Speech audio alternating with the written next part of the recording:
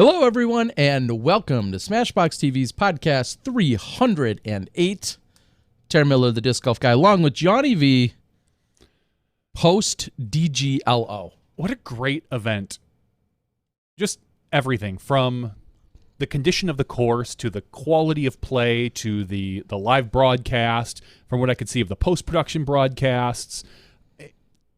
Just all around a pretty darn good event. No rain. The weather, I'm sure, was a little warm, but ultimately, you know, some people were saying for disc golf, it was almost quote-unquote perfect conditions on those first 2 days. Yeah, it was really nice out there, and the last 2 years have been hot and humid on that course, and then you add in the hills, and get this, even the skinny people break a sweat out there.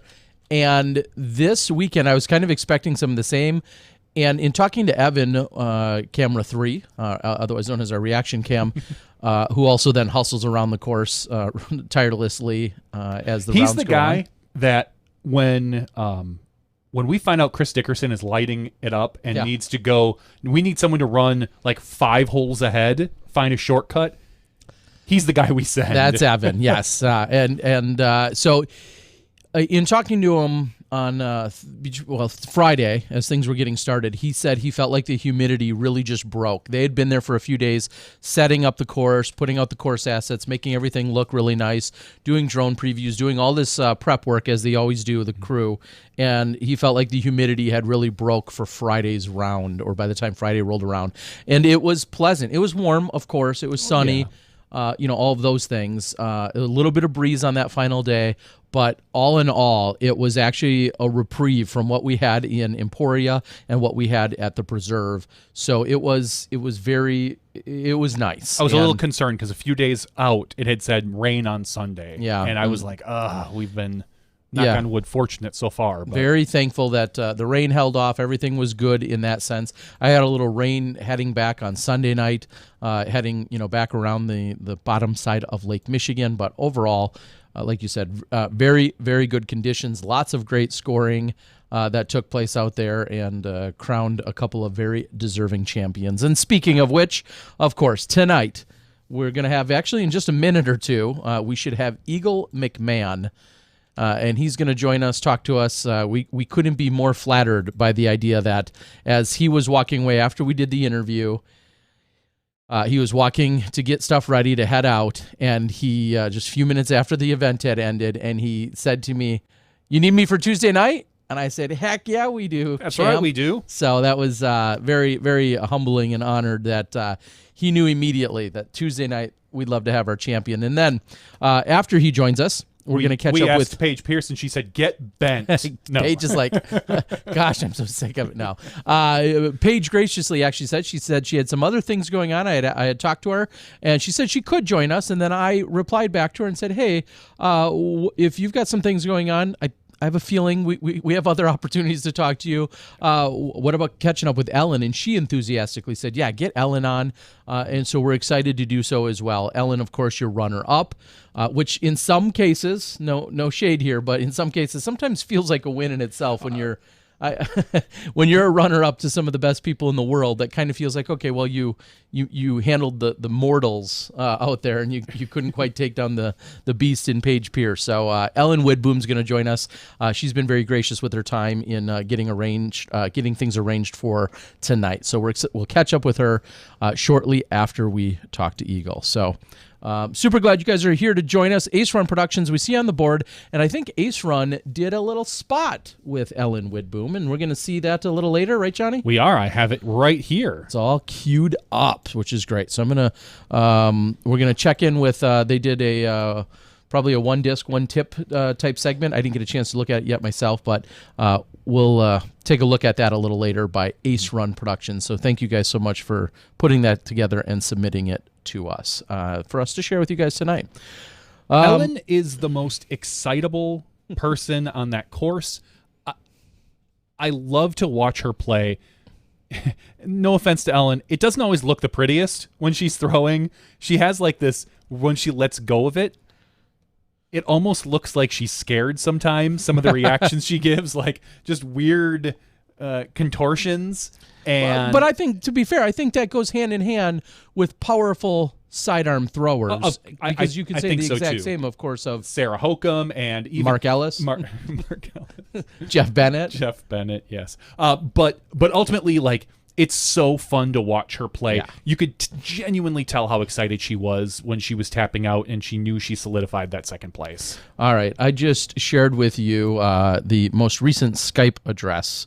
We're not going to dox Eagle here. So we'll get his Skype address, and then we're going to dial you in here in just a second, Eagle. And then we'll be ready to have you. Looks like he's... Ooh, is this maybe even a new Skype?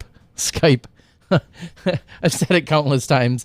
Someday Skype will get replaced with something a little bit more current or updated. But until then, just for our people at home, just quickly geek out for 2 seconds. Why does Zoom not work so well with our system? Is there a particular reason? Well, we haven't really set it up. Okay. And originally it wasn't the best To integrate? It wasn't just the best to integrate in general.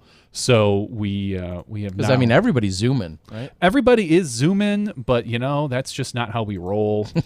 We're too old school for that. We're too old school. We're gonna Damn it, we started disc golfing in the 90s, and that's where, we our stay. telecommunications are going to stay. That is where we are going to stay and hang out forever if we Okay. get the chance.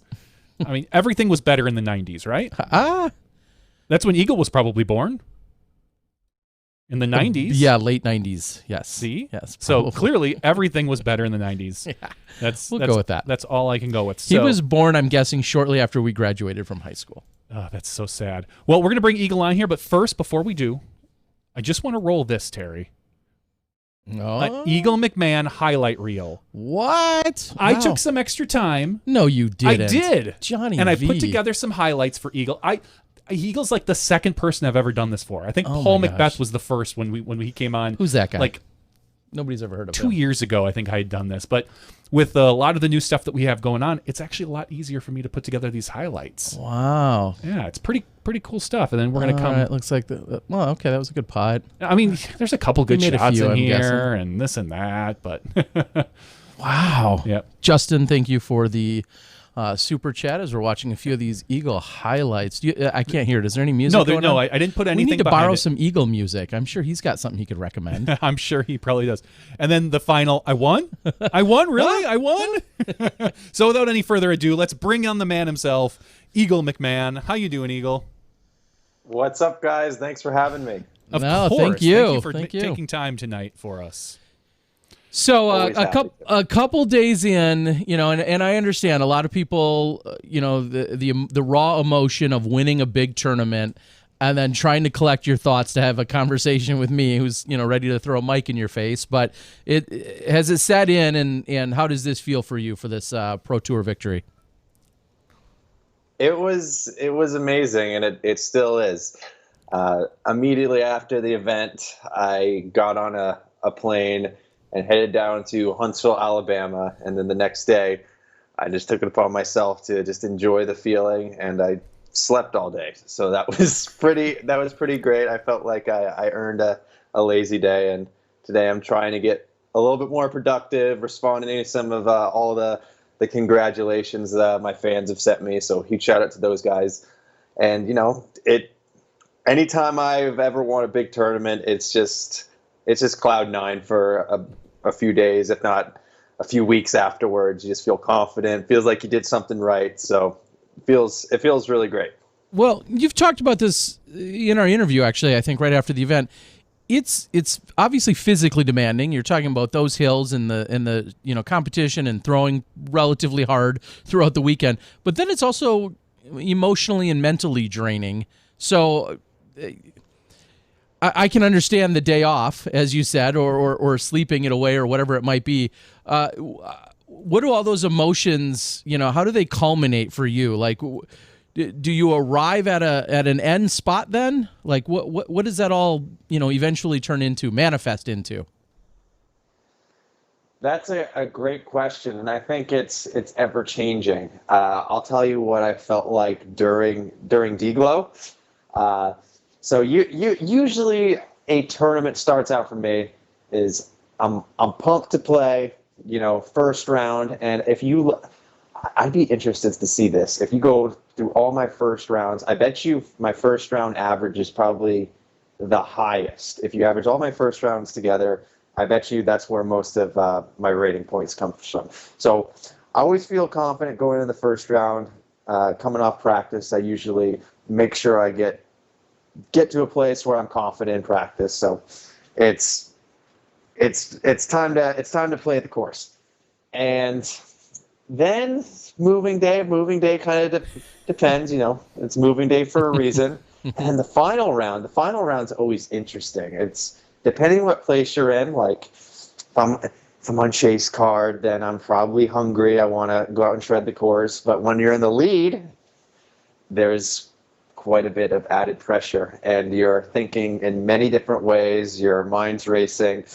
I just remember after making my last putt at 18 on Saturday, and then checking the scores to see that me and Kevin are tied for the win. I'm like, oh boy, here we go again. I'm back in this position. I know what this feels like. Do you want to know the best part? He was probably saying the same thing. That poor guy at this course. He probably went back to him and like, oh God, yeah. I got the same thing. I mean, yeah, it's crazy, and it's stressful, but also exciting. You don't sleep as good those nights. You're definitely thinking of a million different outcomes. But what I've learned is that you just kind of have to take the bull by the horns, go out there and play. You're gonna be thinking of the win when you're out there. You're gonna be nervous, but it's really all about getting through the first couple holes, letting the pressure kind of cool down a little bit so you can start playing your game, and then kind of see what everyone else is doing, how you're feeling, and do your best to charge any way you can. Well, and I'll admit I'm typically not much of a stats or a numbers kind of guy, but UDisc does make it really easy for me to occasionally sound smart, or at least a little insightful. When I'm looking at your round one, you started out 4 for 4. Round two, you started out 5 for 5. So in those, we'll say 10 opportunities between those two rounds, you were 9 under. And then I look at round 3, and you only got holes 2 and 5. Which is interesting because I heard a lot of people say the back 9 of this one is where you have to rack up your birdies, not necessarily the front 9. Yeah, so I guess my question, though, to you is, do you feel like that final round, was that a slow start for you, and were you at all nervous? Oh, yes, absolutely. I mean, when you look at the course, the first couple holes definitely aren't that easy, but you're trying to score on them. Like hole 1's, I'd say, one of the tougher par 3s. Hole 2 is very tough. Luckily, I got it all 3 rounds. And then 3 kind of goes either way. Pretty much all the first holes can go either way, but if you're hot and you're ambitious, then you definitely want to be scoring on them. And I'll say it, I think the pressure kind of got to me a little bit, and it was kind of a little bit of a shaky start to a certain degree, but I was able to kind of pace myself, and throughout the round I knew when I needed to strike. Kevin faltered a little bit. But honestly, I'm sure we'll get to this, but when Kevin was up 3 strokes, I was like, oh boy, this is going to be difficult. But, that middle part of the course, it's a bunch of tricky par 3s, and it turned out to be the perfect opportunity to take Kevin off guard and grab that lead from him, which is crazy. It happened so fast. Well, yeah, and then that's, you want to talk about clutch or closing or whatever, the phrasing you want to use there. 11 through 18, you got 6 out of those 8 birdies to close things out. Obviously, the clutch putt at the end, but 6 out of 8 birdies to close things out. So call it a slow start or otherwise. At the end, when all of that additional pressure is kind of all built up, that's when you certainly performed. And I'll be the first to admit, you clearly are going through way more emotions and all this additional pressure. Even walking along with the card, I'm thinking about our story unfolding, and I'm watching Ricky, start out pretty good. I'm watching Kevin, and I'm like, oh, wow, is somebody going to pull away with this? Like, all of those emotions are going through my head as to, how this might play out for us to talk about it or to see it or what the storyline really is. And I'll be honest with you. At one point, maybe like you, I lost a tad bit of confidence. I'm like, I don't know if this is Eagles' day. And you clearly shut my mind up real quick. Yeah, it's thinking about lead cards in general. It's always kind of like a warped reality, because I guarantee you that the pressure that we had wasn't really in Dickerson's mind when he was charging and shooting a 13 under. He was chase card. He didn't have the live cameras on him, so he was playing somewhat of a different game, and it allowed him to be a little more aggressive. You kind of get caught up in like a weird malaise of a top card, and you are heavily influenced on what your competitors do. And one thing I'll say that I kind of figured out a little bit later in the round, I feel like this tournament compared to any other of my tournaments, I was able to break free of that and play against the course and myself to a pretty strong degree. So that's just something I want to throw out and say I'm proud of. Well, and that's something very good to be proud of. But you say you played against the course. That kind of brings up something that I'm sure we're going to talk about, but knowing the score at the end. Even going back as far as hole 17, not the easiest hole on that course by any means. The day before, on Saturday, you threw it right into the middle of the tree, actually bashed your head on the way out, everybody saw. And, sorry everybody saw that. But then you went for it on day 3 and put yourself maybe 8 feet out of where you were before. Thankfully, a little bit better position. You weren't so far in that tree. Did you know at all what was going on 17, or is your thought just go for it no matter what? Because if you're up by 1, does that change your attack? Yeah, so the reason I did that on 17 is because I recall from last year watching the footage is that Kevin Jones actually threw it out of bounds left.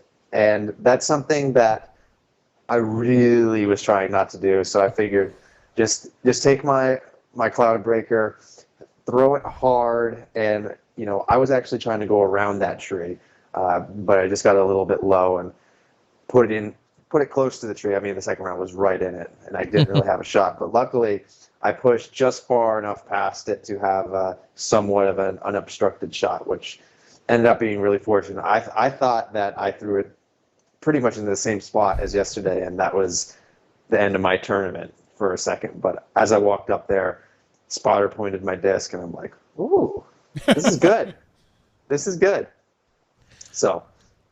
Yeah, and even rewinding just one hole from there on 16, it's interesting that's I feel like one of the more gettable par 3s, and I believe if I'm looking at the stats right, that might be the only hole on the course. No, that and 10 were the only 2 holes that you didn't at any point capture a birdie this weekend, and some would argue that 16's. Kind of a gettable hole. What was? I'm going to harp on the negative here. No, but what was up with 16? I can make a bunch of different excuses, and I will. Okay. I don't feel like I have a very good disc for that hole. Okay. For me, a mid range is too quick for that hole. I don't feel like I can control it. I feel like if I throw it with a comfortable amount of power, then it's going way past it. And then my putters, at least the putter I'm throwing now, the P3X, won't go that far. After overpowering, it's kind of it's awkward. So it's right in between that distance, and I was throwing this really beat up Tiger Warrior, also known as Sensei, also known as Guardian Lion. The Discmania guys will know what I'm talking about. And it was just way too flippy. So I never figured out a good shot. And going back to the live broadcasts, they were kind of questioning, why is he throwing a sidearm on this hole? Yeah.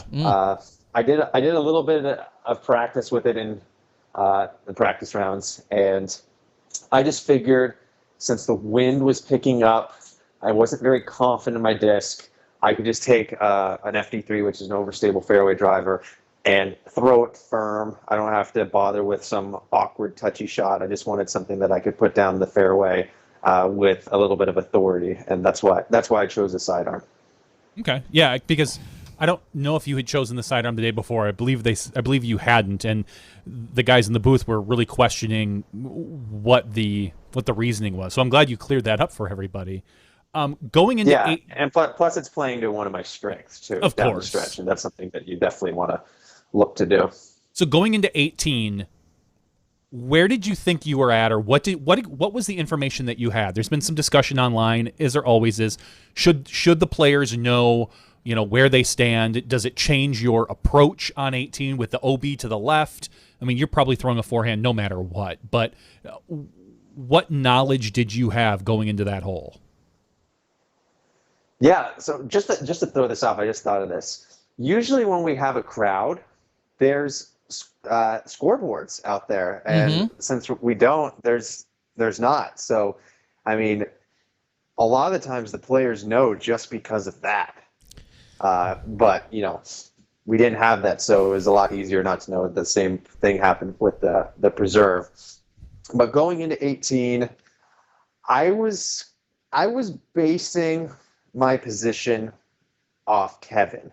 I knew what Kevin was at the entire tournament since we were tied. I knew he was up by 3, but I was pretty oblivious to everyone else in the field. I had no idea that Ricky was only 1 behind me. But at the same time, I knew you can't just be worried about Kevin. So that left me with the only option. Just put your head down and birdie all the holes you can. So regardless, I was stepping up to 18, knowing I need to get a 2 just to be safe. I knew that last shot was going to be for potentially the win. I didn't know what anyone else was doing. I asked the crowd, which Adam Hammis and Jeff Spring ended up answering, "You need to make this." And I went back and listened. They didn't say I was tied with some. I didn't hear that they were say I was tied. So I just heard, "You need to make this." So I figured that, okay, maybe I need to make this to go into a playoff. So all that was running through my head was, all right, take a deep breath, go through your motions, don't rush it, because there's been many times I can go back to Portland Open. I can go back to. I have a highlight clip. No, I'm just kidding. just a list of tournaments, and I just wanted to make sure that I was ready to throw the putt and didn't rush it. And luckily, it went in. And not luckily, it went in because it was a good putt. I mean, thanks. I'll say this: I watched it. I think I watched it again today at one point. That final putt. And you did take longer than you typically do. There were no time violations or anything of that nature, but you certainly took a little longer. Clearly, you did everything right, as you just described it. You did what you needed to do. And not only can I appreciate that, but it was something even I thought of. I'm like, oh, wow, this is like, and I was standing directly behind you as opposed to this side angle. So I was right behind you, 12 feet or so. And I'm like thinking to myself, okay. This obviously a huge pressure putt that you may or may not realize, but this is a big putt.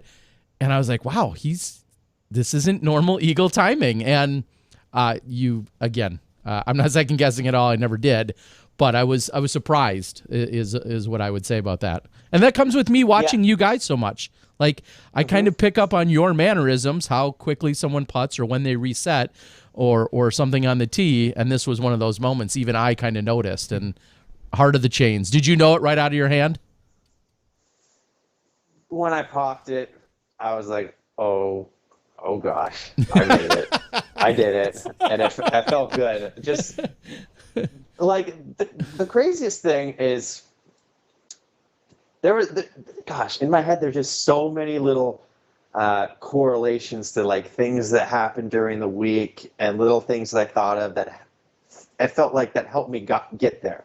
Like we played a skins match on GK Pro the day before the tournament started, and the last 3 skins weren't won on the last hole. So me and everyone else went into a sudden death playoff on the final, to go into extra holes or whatever to see who wins the skins. And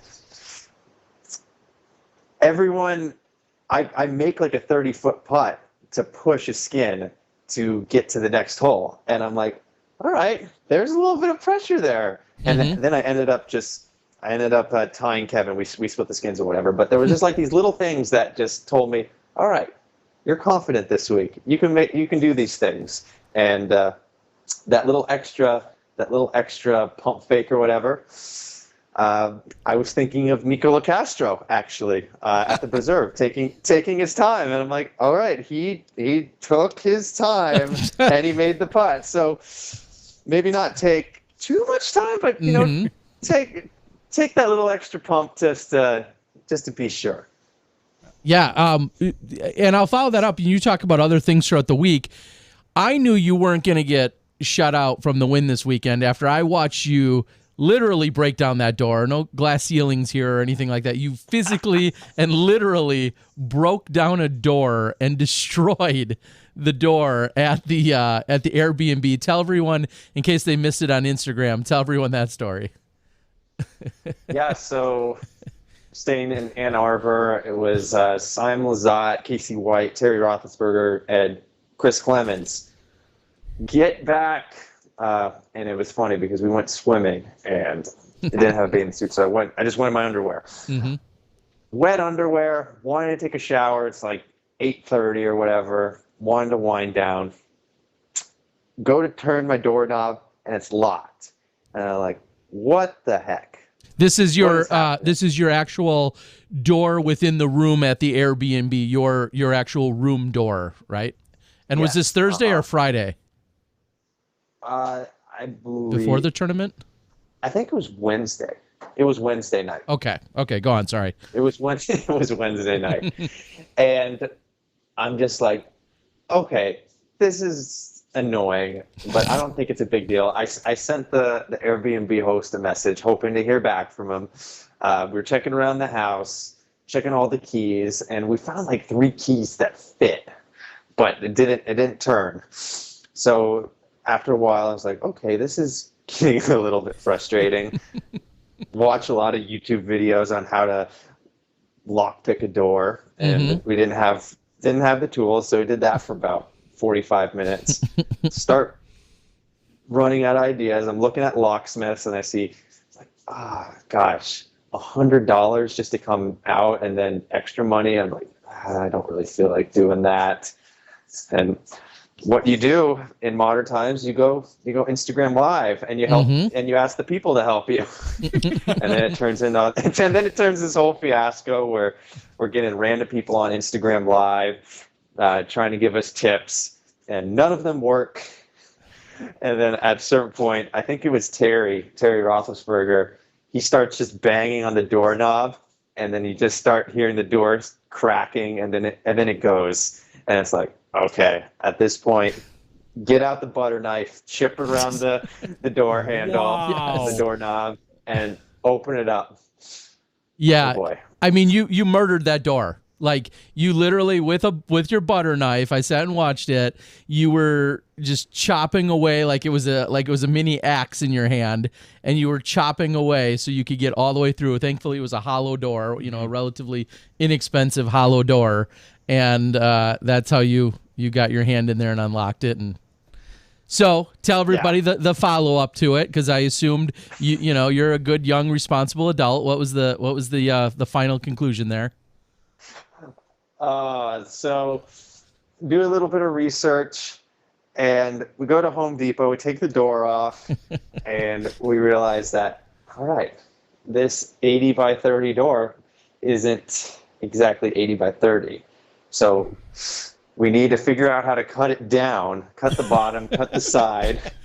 And we go to Home Depot. We're at Home Depot, and we go to the lumber section and we're asking the guy, like, can you cut this? He's like, nope, can't cut this door. Sorry. Go to tool rental. And then the guy's like, oh yeah, you can rent a saw. And me and Simon are there, and we're just thinking, oh God, we don't know how to use a saw. Oh. We're not going to use a saw. Luckily, someone from the Instagram Live sent me a message the night before saying, I live down the street. I got a drill. I got a Dremel. I got a saw, and I'm willing to help you guys out. So we get the door, which costs $40. Take all the measurements, compare it to the other door. And the funniest thing about this is my dad tells me, you're not going to be able to do this. You don't understand it. Putting a door in with no tools at an Airbnb when you're in Michigan trying to play a tournament isn't an easy thing to do. And your dad's background is carpentry and woodworking, right? He's a stonemason, but okay. So he's handy. He's handy, for sure. Yes. Okay. But luckily, shout out to Thomas in Ann Arbor. He comes and saves the day. He cuts the door down. We get it in, and the rest was history. All that it cost me was $40, and then the door boring kit for the doorknob, which was $20. So $60, and the door's fixed. And funny enough, at the Airbnb, they had a brand new doorknob ready to go, for whatever reason. Wow! Because they probably have people. Yeah, well, they probably have people that do stuff like this all the time, or it's probably happened before, where somebody's locked themselves out or something, or they have to. Somebody kept a key, and then they just felt more comfortable switching out a door handle. But so the nice thing is, this wouldn't have worked in a nice Airbnb. You wouldn't just be throwing in a $40 door from Home Depot that looks completely jerry-rigged. The place it's like a college house. It's like it's like on campus. So, I mean, if you want to know what the quality of this house is, you go into the refrigerator, and like the side door, which holds the condiments, is duct tape. So, the door looks right at home. Okay, so probably got an upgrade. It was an upgrade even. So what did the Airbnb how did that conversation go? I assume you at least updated them, maybe, or you just wait for them to see it, or how'd the conversation go? I would not even have told them. Oh my gosh! So I literally when I break the door, I get a message from the Airbnb course.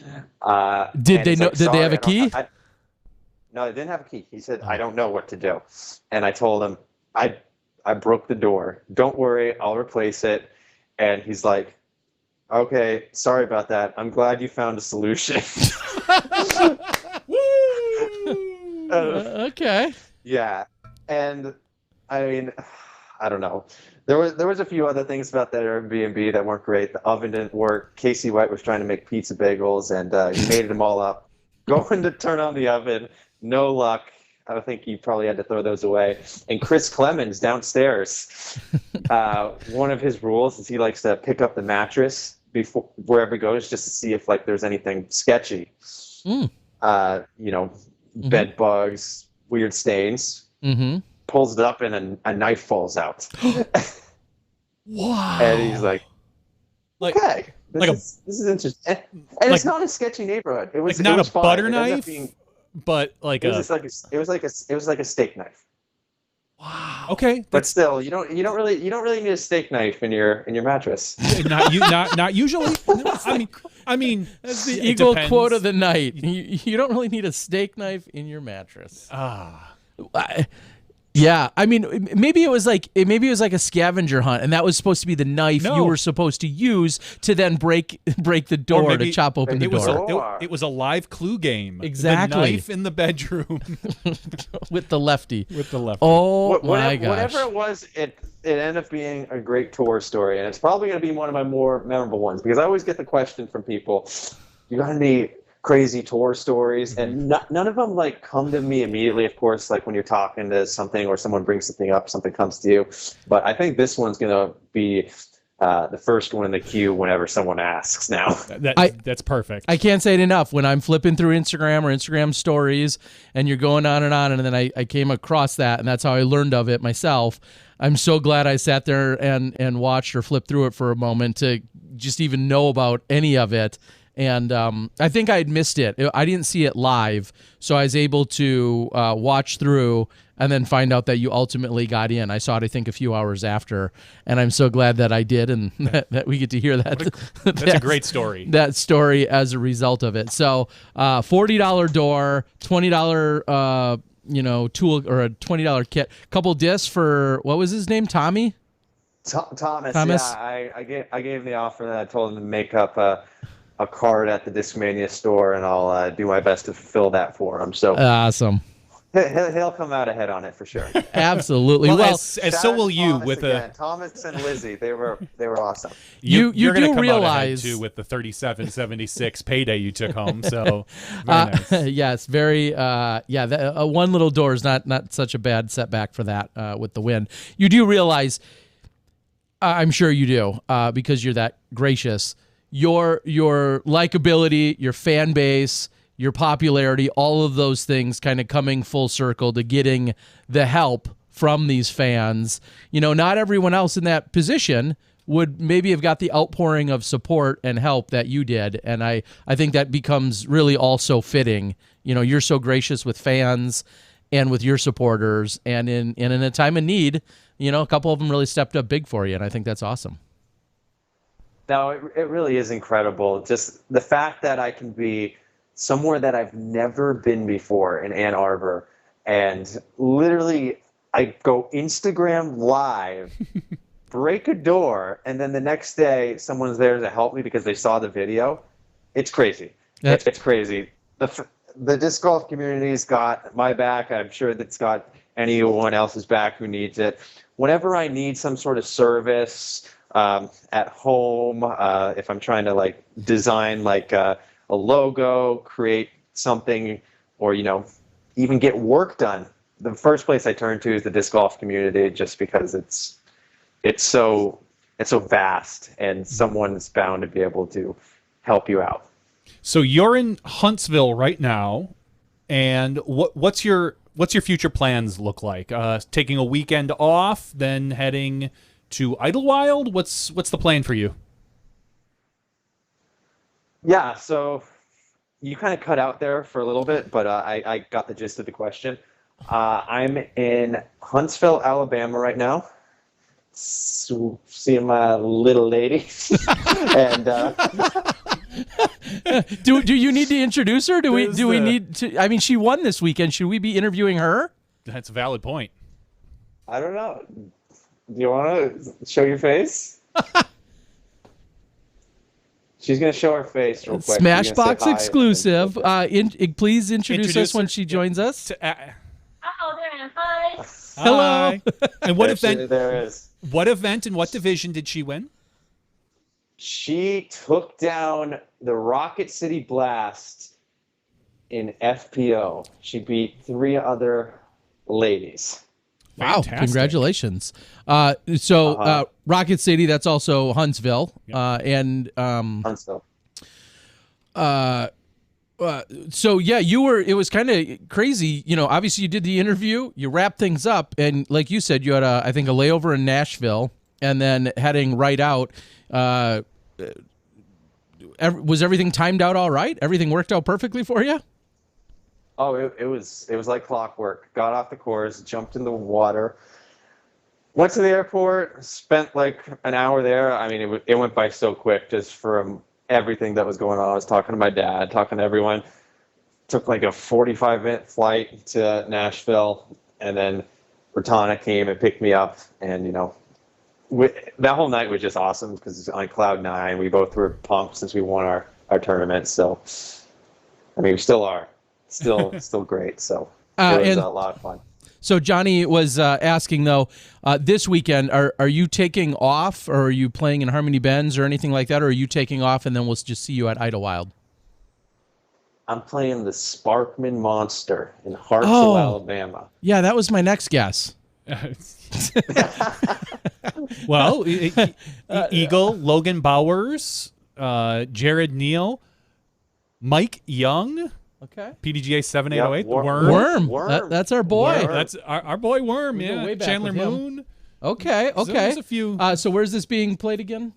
This is Hartselle, in Alabama. Hartselle, Alabama. All right. So this is a B tier, and have you played the course or courses? Set us up for it.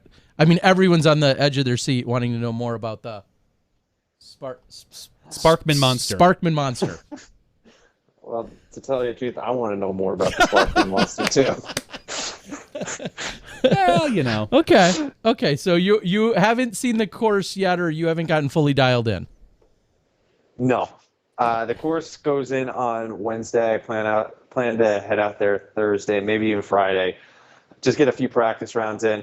Usually when I have a week off somewhere, I check the disc golf scene, see if there's anything going on, because it's a good opportunity to maybe meet some people that you haven't met, or go see people that you don't have a chance to get out to a big event. So I think this will be a good opportunity for that. Plus,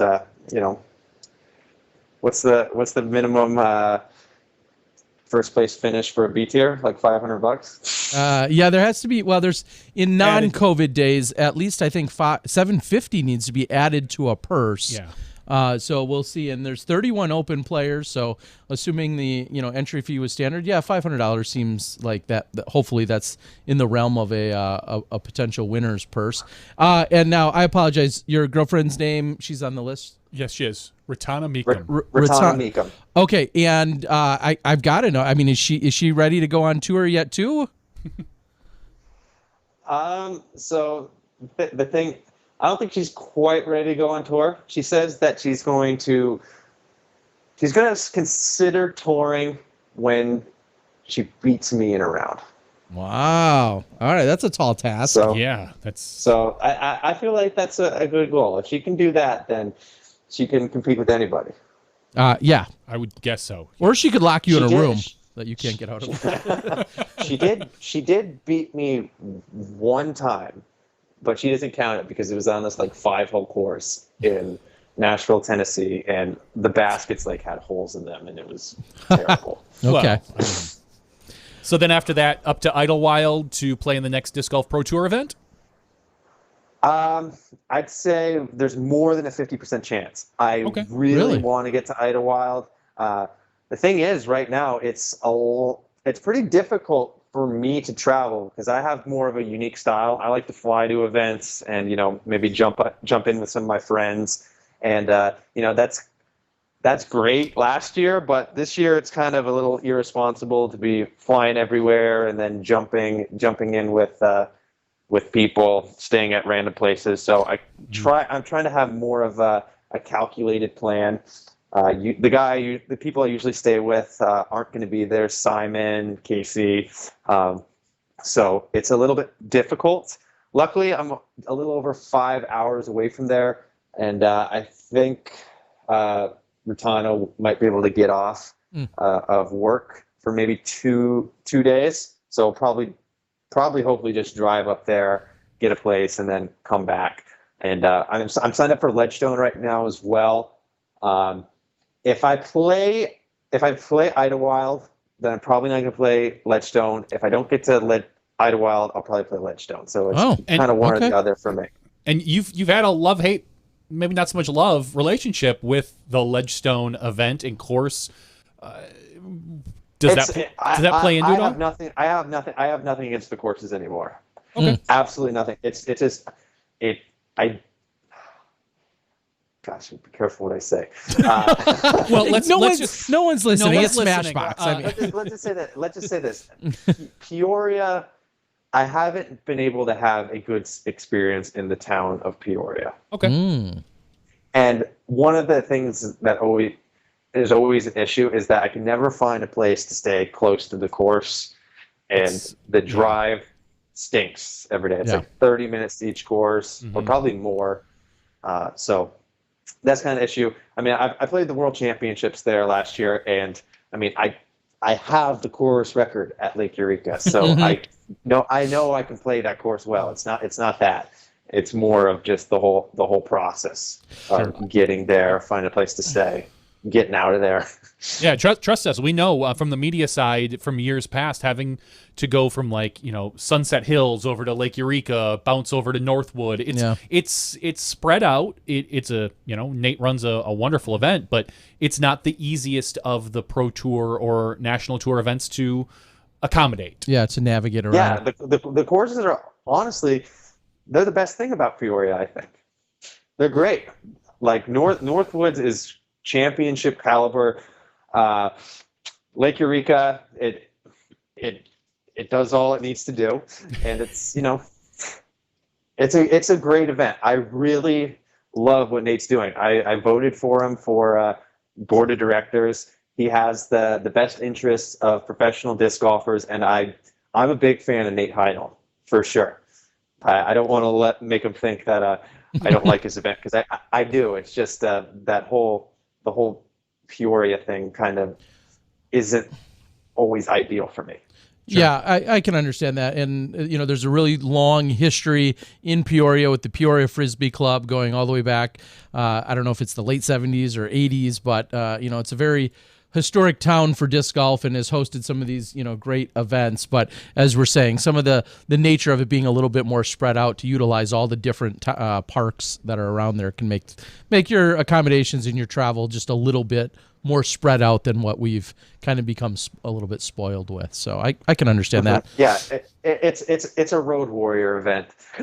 If you have an RV or a Sprinter van, then it's no problem. It's go time. Now, and also that's not me.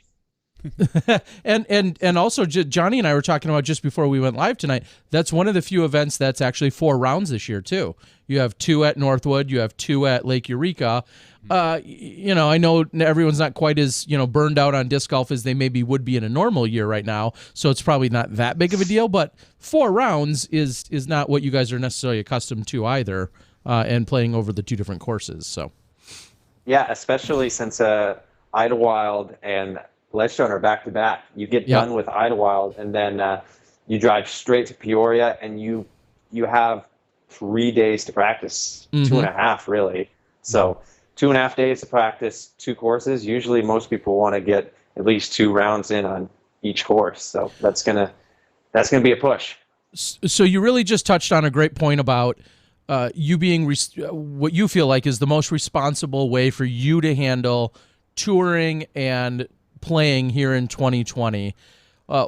What is your overall sense right now in terms of how much you care about how many events you hit, or what your stats or numbers might look at like by the end of the year? I mean, what are the things you're taking into consideration with what is hopefully still left of our 2020 season? Like, what kind of stands out to you the most? And I don't just mean an event. I mean, what considerations go into an event planning or an event that you want to make sure that you get to? Yeah, so my personal thought on 2020, I think it's incredible that the Disc Golf Pro Tour is able to run events right now, and I'm super grateful that they're giving all of us players the opportunity to go out there and do our job. So that's awesome. But at the same time, it's different times. A lot of people are scared to even leave their house right now. So going out there is there's no doubt you're taking a risk, and you got to be okay with that. And hopefully everybody who does take a risk is mindful of how they're doing it, who they're coming into contact with. I feel like everyone that I've met or I've been out with has been doing a pretty good job. No one's really high risk, which is really, really great. But that being said, I'm just trying to play whatever makes the most sense economically. Like the DD Open and Preserve were great options because they were back to back, really not too far from each other, close to Colorado. And DGlo, I was there was a chance that I was not even going to play DGlo. I was thinking about coming to play the Rocket City Blast just because it's a lot of effort flying in and out of places. So I think what I'm looking at now, one of my goals before I won DGlo was to get a win. That's what I was really trying to hope. That's what I was hoping for, just to, put that gold star on 2020. Because back 2018, 2019, I've gotten a big win. So, I'm keeping the dream alive here in 2020. And, like to play the Pro Tour finale, finish in the top 8, and I'm doing well in that right now. I think I'm in second place. So as long as I can play enough events to stay in the top 8, that's kind of what I'm looking for. And of course, I haven't heard much news about it, the USDGC, because that's going to be our only major of 2020, and I have my eyes set on that as well. Yeah, and I think you probably know about as much as us in that sense that we've heard as of now, all systems go, planning and all of that seems to be all in place. Now we say that with, crossed fingers and everything else, but as of right now, we're hoping and assuming that everything's going to go as planned. Now, maybe one of the final points, and I kind of touched on it in the interview when I talked to you right after the round, but this was a stout field, and some might say here in 2020 there might be a win that doesn't feel quite as complete as as maybe a normal year because some people were missing. But that's not the case here. Like, this is a legit everybody field that's really good was here, and you came out on top. I mean, were there 60-some thousand rated players? Mm-hmm. Just how good does that feel to know it was such a stout field? Yeah, 60,000 rated players. I might have made that up or heard that. No, I think that's true. I think I've heard that same stat as well. All right, we'll pretend it's true. Regardless, yeah, all the best players there, aside from maybe a few of the European guys. But I mean, Paul Macbeth, Ricky Wysocki, Calvin, Kevin, Dickerson, C-Dick. all the big guys were there, and I took them down. It was a great feeling. That's pretty much all I can say about it. Still happy, and I'm sure I'm going to be happy about it for a long time to come. Awesome. Well, it was we can't say it enough. I mean, just knowing what you went through on the weekend, obviously the door story turns out with a happy ending, but just not only the fun, but the seriousness, the consistency, 3 rounds, 11 under. Paul Macbeth claimed that he thought 33 would either win it or be a tie for the win, and that's exactly what you shot on the weekend. And Paul couldn't do it. You did it. And just hats off to you, and to see the jubilation and the sincere gratitude and happiness that you displayed after the win is exciting for all of the fans, regardless whether they love you or not, and most of them do. You know this, but it's just such an exciting moment for disc golf, and we appreciate that. Yeah, I appreciate it, and I appreciate all the people who support me, and even all the people who don't support me. Funny enough, there was a post on Facebook by a friend back home, Michael Gomez. He says, "Who's your least favorite pro?" And quite a few people wrote my name. And funny enough, that actually kind of sparked something in me. I was kind of pissed off reading it. I'm like, one person's like, "Eagle's overrated. If Eagle lost every event, I'd be happy." And I was like, I'm going to show them. But of course, they can write that. They have every right to write that. So they can have fun by doing that. But, that kind of lit a fire under me, and I don't know. Good times. You know what they're not doing when they're writing that? They're not finding steak knives at Airbnbs, chopping down doors, winning tournaments, and then hanging out with their girlfriend afterwards so they can suck it. All right, Eagle. I love it, Terry. I love it. Please thank some sponsors, supporters. Go ahead and give us that, and then we'll let you go. Yeah, of course, I want to thank my main sponsor, Discmania. They're awesome. Been with them for, over 6 years now. That's crazy to say. Grip Equipment, they just dropped a signature bag for me. I've been loving that. Seth at Disc Golf Strong, he's always checking in to make sure I'm feeling well, giving me all the support I need on the physical and mental side of the sport. Definitely check him out. Whale Sacks, Huck Lab. I have some great support. Shout out to my dad for watching. Shout out to my girlfriend, my grandma, and of course the fans. Love all you guys. All right, Eagle McMahon, your 2020 Discraft Great Lakes Open champion. We thank you so much for joining us. We love catching up with you, whether you win or not. We love talking to you on any given week. So you always have an open invitation. But we're honored that you wanted to make sure you could be here after your big win here on a Tuesday night. So thank you. Sweet, I appreciate it, guys. Thanks for having me, and keep on dreaming. All right, good Have a night. great night, man. There you have it, Eagle McMahon.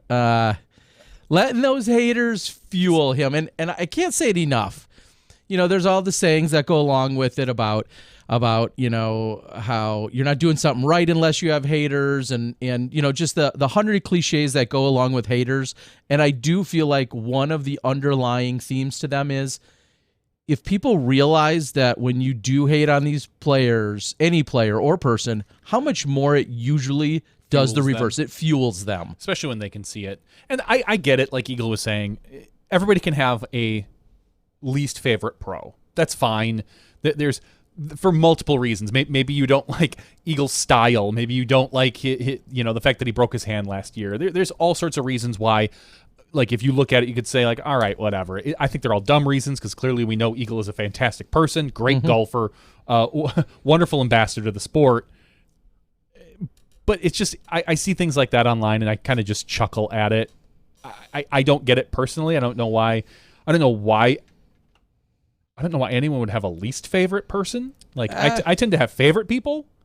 Like, I don't, after your... Well, I feel like you're just your favorite asking. or two, I don't know why you'd even... Because you're just asking for an argument. I know. You're asking I kind of get a hot topic when you want to list your the bear least, and, your least favorite. I mean, we thought the Preserve was going to be one of the most exciting finishes, and then we come to DGlo where Eagle, thankfully he didn't, because you know how SmashBoxx doesn't like playoffs. But had he missed that, we would have like a 4-way playoff.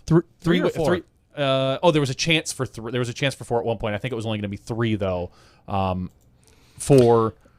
it would have been him, Dickerson, and Ricky, because Kevin had missed his putt. A 3-way playoff, like that could have went all day. Oh, geez, I know.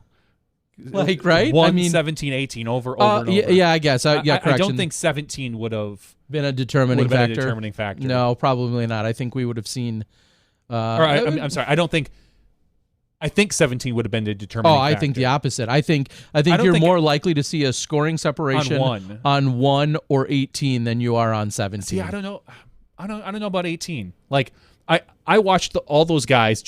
All of them birdied it. Yeah, but it came in as the 4th most difficult hole on the weekend. Yeah. And if you don't believe me, that's fine, because I might have made that up. But it's not an easy birdie to get. It's definitely not. But the best of the best seem to get it. The best of the best. The people with a really good forehand seem to get it. That's the only way to get it. Yeah. Well, Dickerson rolled it up there. Oh, that's true. He he tried to roll it Saturday, threw it right into the bushes. Ended up taking a bogey, I believe.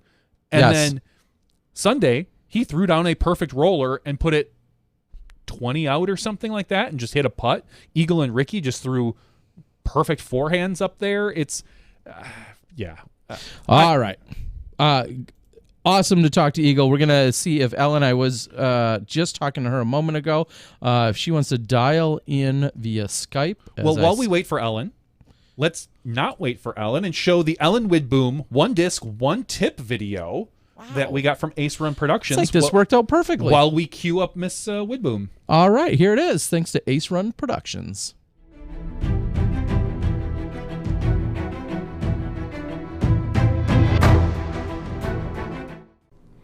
Hello everyone, I am Conrad with Ace Rim Productions, and I am bringing you today our One Tip, One Disc segment with Innova sponsored player Ellen Widboom. Hey everyone, Ellen Widboom here, sponsored by Innova Champion Discs and Savage Apparel. I'm here with Ace Run Pro, and today I'm going to be sharing with you one disc that I think belongs in everyone's bag, and one tip to help every player. So I've been playing disc golf for roughly 7 to 8 years, and I turned pro about 6 years ago. Wow, 6 years of playing pro. It really didn't take you long after getting started to really commit to the next level of things. Now, tell us, what disc do you recommend for all players of all skill levels? So one disc that I would recommend for every single skill of player is the Innova Sidewinder. This is a distance driver. It's a 9-speed, so it's not going to be as high as your some of your drivers are. It is an understable disc, so I really enjoy making backhand, forehand. Sometimes you can throw a flick roller shots or kind of a, I guess that's kind of like a Scooby shot to get out of jail. The understable fairway driver, yes. Talk about utility and control. The Sidewinder is a great disc for beginners as well as pros in the right plastic. But switching gears, what's one tip you have to offer to impact every player's game? The one tip that I would like to share with you is it's not over till it's over. It doesn't matter what your tee shot was, your approach shot. If you had a horrible shot, it's in the past. Wipe it out. I, especially with this Sidewinder, love that if I know that I have shanked a drive or an upshot really wasn't where I wanted to go, or I'm in the woods and I don't have any line, I'll find a line. I'll take this disc and I'll throw a flick roller, or I'll anhyzer it to get around something, or I'll flick and get that beautiful S-curve out of it. I will find a way. So if I could share anything with you guys, is that it's not over till it's over. Never give up on a shot, and actually treat it. It's kind of exciting because it's a little depressing when you get up to a shot and you're just like, this isn't where I practice, this isn't where I want to be. But take that opportunity to realize that you are on the verge of greatness with this shot, and you can make a shot that you probably never made before, maybe. So it ain't over till it's over. This mental tip is so simple but so difficult to remember when playing. It's not over, and don't give up. Some of my most unforgettable shots are those scrambles to save par or birdie from me not giving up on a bad shot. Take a moment to mention your sponsors. So I'd like to thank my sponsors, Innova Champion Discs, Savage Apparel, SmashBoxx, and Ace Run Pro. You guys are awesome for putting this video on. Thanks for helping support the pros out there on the road, and hopefully we'll get to play again soon. And you can follow Ellen's journey on Instagram at Widboom Shakalaka, or on Facebook at Ellen Widboom, and also on Savage Apparel's player profile site. Widboom, it was a pleasure having you on as always. We do have you on video committing to getting a round in with us next time you're around. So until then, and like always, let's get excited for some disc golf. And All right. Thank you, Ace Run Pro, along with Ellen Widboom. It's so hard to not have a smile on my face whenever we see and hear those clips. They've given us so much great insight. All right. I think we have Ellen in our Disc Baron digital green room right now waiting, but I would be remiss if I treated Ellen any different than I treated Eagle. We're going to bring her in with the highlight clips. Oh, I love it. The highlight clips from the weekend. Nice. Again, people don't get used to this. I don't know if I'll do this every weekend. I happen to have a little bit of spare time. You're setting the bar a little high, Johnny. I am setting the bar a little high. I'm going to move this so Terry can see it.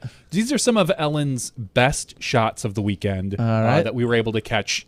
Ellen was putting lights out, and I can't wait to talk to her about it because she had some phenomenal C2 putting. Yeah, I was just going to say, that's a really tough one to get to on 11. The second round. And this was my favorite because she was running it down before we even had a chance to go in practically. and then she comes back to 11 and says, Yep. I'll get you from another side? Oh, she does. Oh, Ellen. Yep. I love it. This is hole 17, tough straddle putt. She's just nailing it. All right, Nails let's it. bring in Miss Ellen Widboom. Ellen, welcome back to the show. Thanks. You guys all got me all blushing and stuff. I didn't know you were going to do that. Nobody did. Nobody knew. And I barely knew. so thank you for joining us. And in the least creepy way possible, thank you for delaying your wine and bath time so that you could join us. I know we had to talk offline, but thanks for the delay on that. So, wow, what a weekend. Nice work. Yeah. Thanks. I appreciate that. It was pretty insane. Now, when I was thinking about your weekend and your solid play, and Johnny showing a few of the putts, and maybe you'd say that was your strong suit. Was your putting, or was it fairway management? What was it for you, or mental? I know mental state of mind, but what were some of your strong suits? I agree with you on the mental state of mind. I've been working on a lot, and I tried to go back today and just kind of, I was sitting, I finally made it to Airbnb, and I was sitting down, and I was like, man, I'm just going to kind of go over the tournament and see what I can remember. And everything just seemed like I was out there for maybe like a practice round, or not to belittle it any, I don't know. It's hard to describe. I was just so in the zone that it's like nobody else was there. It didn't matter what was going on. It was great to be on the card with these phenomenal women, and I got to play with different people all 3 rounds. But it was seriously just like I was the only person there, and nothing else mattered but that shot that I was making at that moment. It's really hard to describe. That was a first for me. I'd never been that dialed in, I guess, mentally. Well, that sounds, I've heard a lot of other people describe a good day or a good weekend in that same way. So the follow-up has to be, what can you do to repeat that? What can you do, and not just throw great shots, but what can you do to hopefully repeat some of that mindset at the next event you play in? I think it comes down to the practice rounds. When I go out, I've started taking notes on what I've thrown, what works, what doesn't. I write it in pencil, because I do crosswords in pencil too. So okay. There's a reason for that. Commitment, Ellen. You got to work on commitment there. I will make notes and play the course at least twice, and just get the shots that I know that work for that hole for me, that I know I can get up to the basket, and I try to play every hole so I can get a birdie on it. And if it's not a birdie, it's at least a par on some of the tougher ones. So that's my goal when I practice. And then if it doesn't work out, it's that mental game. It's just you keep telling yourself whether or not it's going to work in tournaments to come. I have no idea. Obviously, like, if I did, I would not be here right now. I'd be doing other things. But I think it will work for me for the long run if I just keep doing what I'm doing, and just realizing that I know that I can score on this hole with this disc. So let me just throw that. And if it doesn't work out, that's fine. Like, it challenges me even more when it doesn't work out. It makes me pull another trick out of my sleeve and a disc out of my bag and try something different. So I'm like, oh, I didn't know I could do that, or I probably shouldn't have done that. So, well, it sounds as if you're saying like, well, every shot is a new opportunity. You can hit reset. You can, if it was a bad shot, you can wipe it from your memory, hit reset, and you have a whole new opportunity to then make magic happen from that point moving forward. Yeah, exactly. I couldn't really put it any other way. It's always challenging. And it just, if you're not challenging yourself, and if you're not letting the course challenge you, I wouldn't say it's boring, but yeah, it just kind of gets monotonous out there when it's just kind of, it's hard to really put it into words. I know how I feel, but describing it to people, it's just like, sometimes I like shanking a drive in a weird sense, because that's another challenge for me. Like, shot after shot in the fairway is great, and obviously it works. But it gets kind of boring when I can't like make those crazy shots out of the woods or. If you can't be a hero, what's the point? I'm going to put that right up there with, what was it, bogeys are dumb? Yeah, bogeys are dumb. That's a perfect Ellen statement. I don't always like the fairway. I don't know. Well, I'm looking at your 3 rounds, and it's funny because you can see a true progression every round. Your first round of the toboggan, it was pretty level. You shot +1 with 3 bogeys and 2 birdies, but a ton of pars. And I felt like the second round, you kept the same amount of bogeys, but you added a bunch of birdies to it to get to the 5 down. And then the final round, you had a few less birdies, almost the same, but 2 less bogeys, and shot a 6 down. So you improved. It's almost like you cleaned up every round. You know, first you start with getting more birdies, then that final round you eliminate the bogeys. How did you attack that course particularly? I got to play a practice round with. I usually do practice rounds by myself, but one of the local guys, Jason Saws, I met him at a league round. We went out and played a practice round, and he kind of gave me some pointers like about throwing uphill and like where to land on specific holes. He's like, you don't necessarily have to go for circle 1 or circle 2 even. If you get to this spot, you have more options if you're here, and this is how you should throw uphill and pay attention to the wind. So it was kind of neat getting a local's perspective on how to play the course, and even just throwing up and downhill because, you know, Florida, I mean, you guys have been there. There's not very many hills, so it's way different. And I think I just attacked it with that mindset of, hey, let me just try to get up this hill, and once I do, I'll go from there. But make sure I get up this hill and don't make a mistake off the drive. Yeah, I guess, Mike, to follow that up, in Florida, you're not typically playing with much elevation, and there is a definite skill set to landing your disc correctly. I mean, I guess there's no other way to put it. Like, that's something that has to be practiced or learned, is reading the slope of a green. And here, they're about as extreme as we see anywhere on the tour. Like, there are so many opportunities for a disc to hit and then roll away, or, you know, or even a fairway, you know, shot, we'll say, to hit and then get a cut roll away. Were you thinking about angles more this weekend, or were you just throwing these good shots and they were doing exactly what you wanted? No, I was thinking about angles. I knew that, I mean, that's like a nightmare to just throw straight into a hill and have this roll away, cut roll that you're just like, well, now it's almost a guaranteed bogey. So it was, even if I threw it short and I had the right angle, I was fine with that, rather than just trying to, I don't know, get more off the tee, make that mistake. I'd rather just maybe throw straight into the hill or slightly above, like, and not risk that roll away. And then just, yeah, it was, I think I tried to manage as best as I could, and actually disking, using a different disc. I've been throwing destroyers a lot in the past, and they're super stable for me, and I have to put more torque on them, and they have more, like, putting more spin on them. But I've been throwing a strike and a sidewinder for my forehand, and I feel like I can actually get those to kind of like stand up. And in my mind, they float better, so they're not going to come in at such harsh of an angle to where they're going to get that cut roll. So I'm a very visual person. So when I see it in my head, I'm like, okay, well, if I just throw this and it stands up, it's just going to like float to the ground, whether, instead of just like careening into it and jutting off and like taking off. Like, so yeah, so I think switching up my discs, especially this year and for that tournament, really, really helped. Yeah, I was just going to say, as you were describing it, that's exactly how I was envisioning as well. When I think about a sidearm thrower like yourself, getting a destroyer to kind of come down either flat or easy or gently is obviously way tougher than something less stable like your sidewinder that's going to, you know, probably float and land with just a more gentle landing is really the best way to word that, and a little bit flatter. Right. So that makes sense. I have to ask you, have you been working on your putts? I mean, you were just canning circle 2 putts. That second day, every time we put you on film, was like, oh, let's cut over to Ellen and see what's going on. Boom.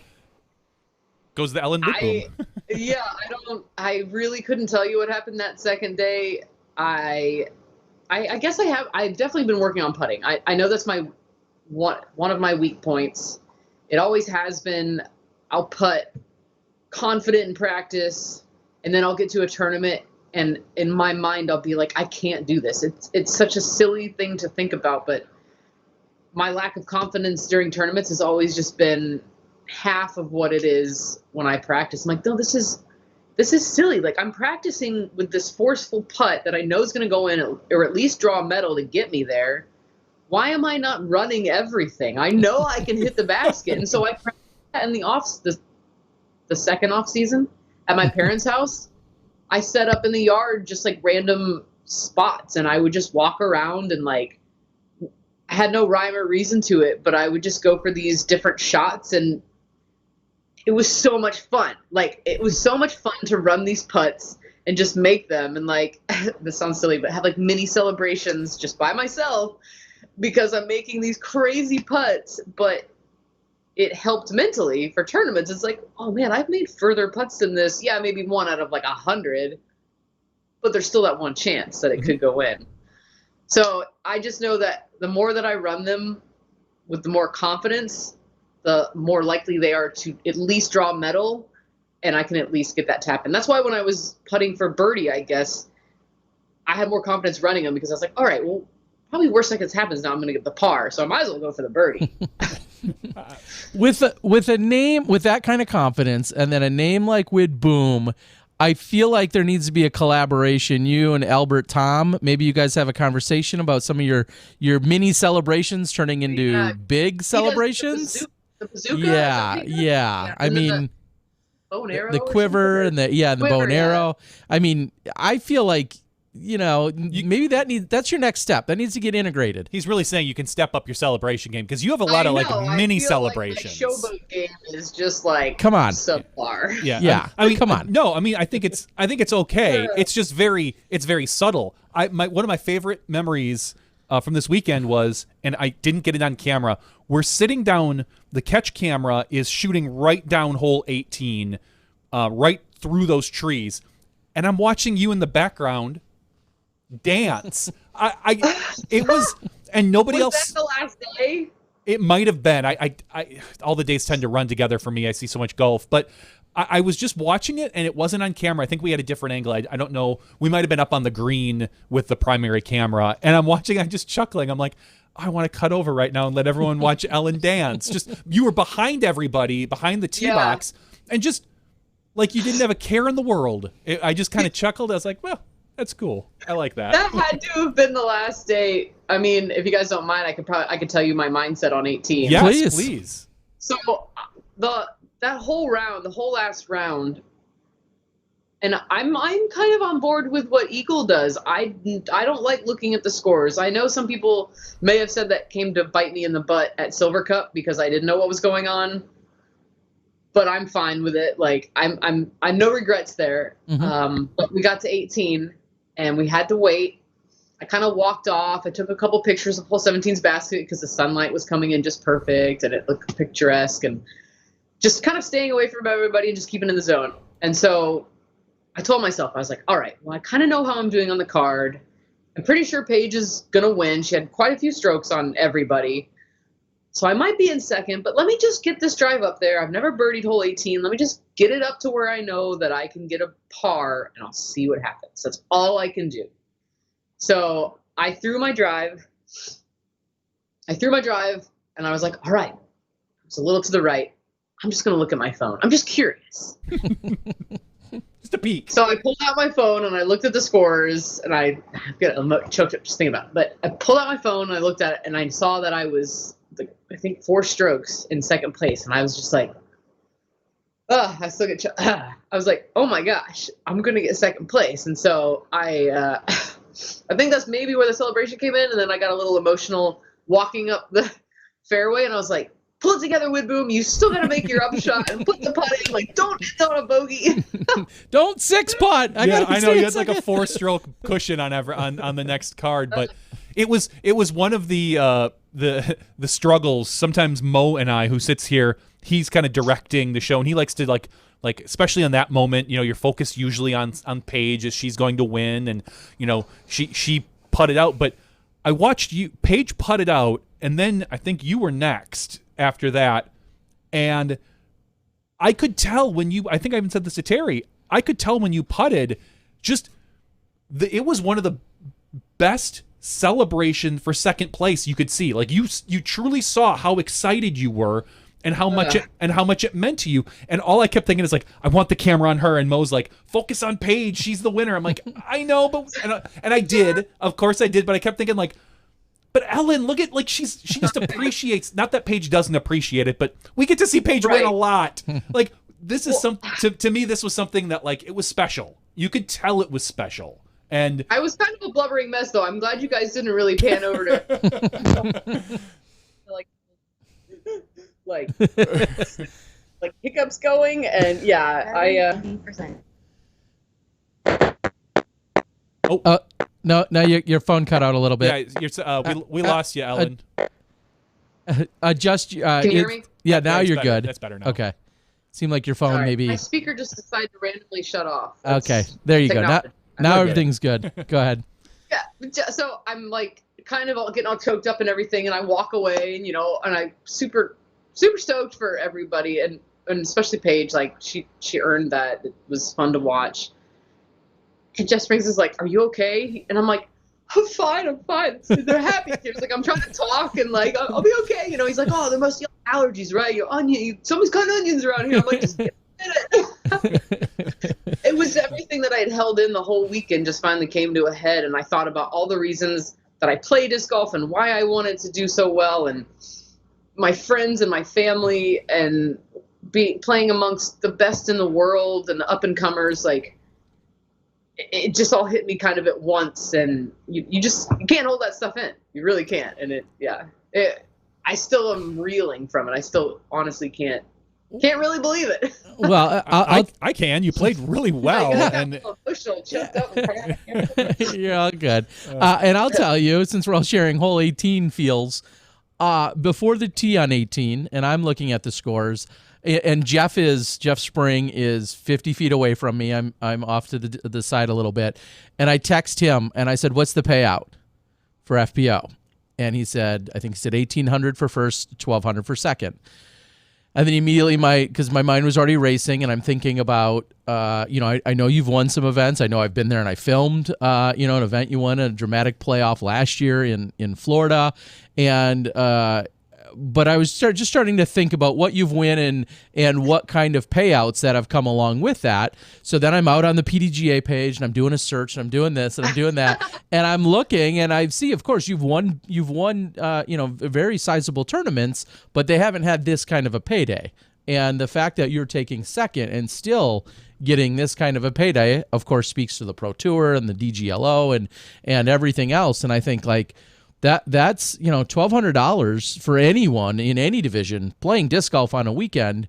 That doesn't sound like a bad way, to spend a weekend.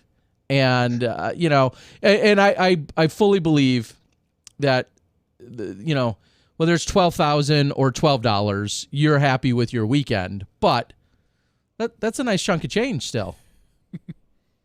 It is. It for sure is. Like, I mean, you try to tell friends and family that don't really know what you're doing, like the close ones do, and then you're just like, yeah, I made I made this much money throwing the disc in the woods and out like for 3 days, and it just doesn't compute with a lot of people. Sometimes not even me. It's like this is kind of crazy that we get paid to do this. This is, and I will always say it now until I may kind of oversay it, but it's so much fun. Like I can't believe I'm getting paid to have fun and compete again as an adult.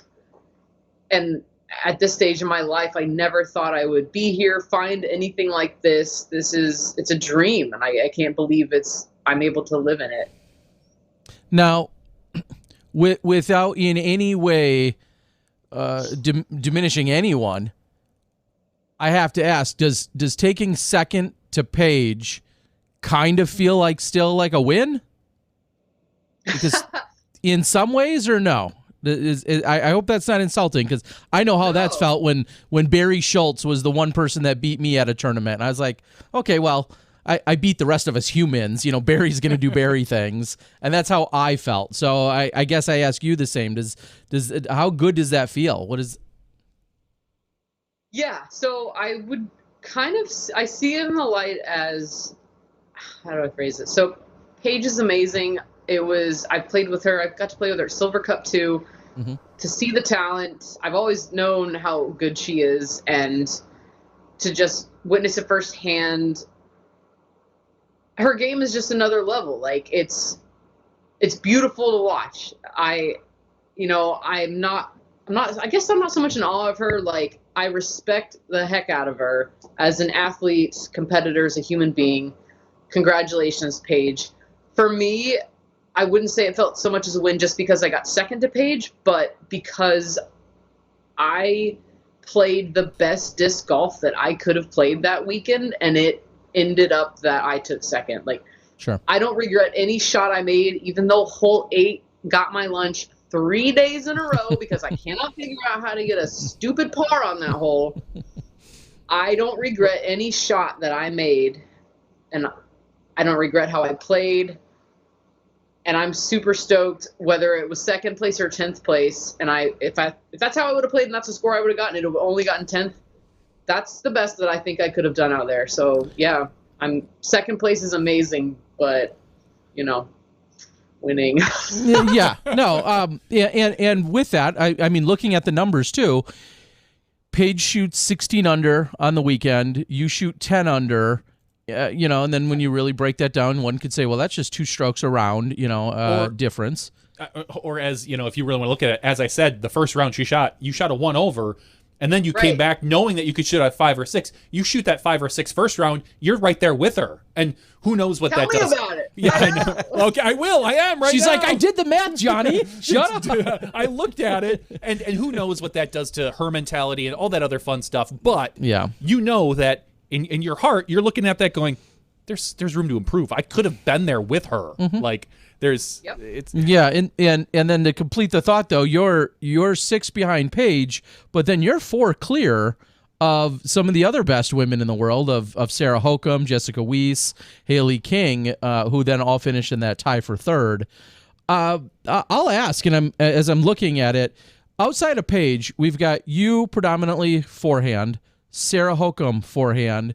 Jessica Weiss has definitely developed both sides a little bit, a lot more. She used to be predominantly forehand. Heather Young, the lefty. Are those just? Is there any correlation to the rotation of the disc on this course, or those just happen to be our next best women, ratings and overall? Is there any correlation there to lefty, righty? I think so. I said it to numerous people over the years, and that's why I love playing this course so much. Okay. Because I think it's forehand/lefty friendly. Okay. I think all the lines out there are very gettable. I mean, yeah, you saw I threw backhand on 2 holes. One of them was 8. We won't talk about that. But, I think the other hole, it definitely deserves a backhand, but I've also gotten it there with a forehand. I think it's forehand friendly, and seeing who's up at the top, unless you can just smash it past everything, then yeah, I think hitting the lines definitely leads more to, and especially watching Heather Young, the lefty, it was kind of confusing at times because I was like, well, she's not throwing forehand. Wait, she's a lefty, so it's kind of the line that I'm throwing, but not necessarily the line that I'm throwing. But to watch her play too was, I mean, she's going places, and I feel like she's super humble about how she plays, and to watch her putt. Everybody has hiccups. It happens. But I played with her in a couple tournaments like in the past, and it's impressive. I mean, she puts in the time. Like, her and her family, they put in the time, and you can see the results. And I know I listened to the commentary on the drive here up north, the actual like full Pro Tour commentary on my drive. And yeah, they were saying she's going to be a force to be reckoned with. She just keep with it. And yeah, it was really neat to get to play with her. I think I played with her twice. Yeah, we were having a lot of fun on the commentary I wasn't on the commentary, on that second round, watching that 3rd card, because all of you guys were just shooting lights out from everywhere. It was you. Had so much fun. It was you and Heather and Sarah Hokum and Lisa Fakis were just. It just felt like watching. Again, like I said, every time we turned a camera onto that card, somebody was hitting a circle 2 putt. And Nate Doss was in the background. We have Val doing the commentary for FPO, but for MPO, Nate was losing it over the men, and then we step up and we don't skip a beat with the women, and it was so exciting to watch that particular card shoot so well, because it was really funny having, normally we focus on the first and second cards because that's where the action is, but it was the first and third card. We kind of at one point just said, yeah, you second carders are great, but this is where the story is. Sorry. I know the camera showed up at like hole 11, and we're just like, you could tell, like, the people in the card were just like, what are they doing here? Like, something's going on. Like, and then for me, I was like, well, I know Heather's shooting really good, and I was like, I mean, I guess I'm making some circle 2 putts, but I was like, maybe something else is happening. I don't know, but they followed us the rest of the round, and I was like, huh. Yeah. Does that affect you or your game at all when suddenly the cameras show up? I mean, especially if they didn't start with you. It didn't, particularly as they showed up at 11 and then you birdied 4 of the last like 8 holes or whatever that is. It clearly didn't affect you, but would it? Does it somehow? I mean, it didn't, and I think my mindset was when I saw them there, I immediately was like, oh my gosh, if I get on camera, my family's going to get to see me. So it was just like, yeah, like, all right, like, hopefully I'm going to get to be on camera. Keep shooting. I didn't think I was on third card. I was like, and I got a niece and a nephew, Elliot and Emery, and I was like, man, I really want them to see me play, to like see what their aunt does for a living, and I think they got to see me play a little bit. Yeah, we made it a point because you were shooting really well, and I believe it was Sarah Holcomb at the time. She had a chance to get onto that lead card. We made a point whenever you or I think Sarah was on the tee or ready to throw, it was, if we can, cut over or show you guys picture in picture or do whatever we could, because there was such a compelling story there. Yeah, that's so neat. Like, I love that you guys do that. For anybody that's just like, you just keep an eye on the scores. You're like, all right, guys, we're gonna send you to like 5th card because somebody is coming up. Well, I've never seen Mo cheer more than when in MPO on the final round when Paul Macbeth took a bogey, because then Mo's like, we don't have to worry about him. Like, he's just, we don't have to think about him shooting at 18. We don't have to, like, quote unquote, waste a camera to go follow, what would be a huge story if he were to shoot a perfect drive. That we can make sure to focus on what, the golfers that have a chance to win, because like it or not, sometimes our superstars tend to be a black hole for our cameras and just suck everybody in. And so Mo was kind of, I wouldn't say he was excited, but he was definitely happy. Relieved. He was relieved. He was relieved that we could focus on like the competitors that we really needed to. So it was, and that's how I felt that third card was. There was something drawing us, and it was your play. Yeah, and watching, it was you and Heather, really making that run for that lead card position for the final day.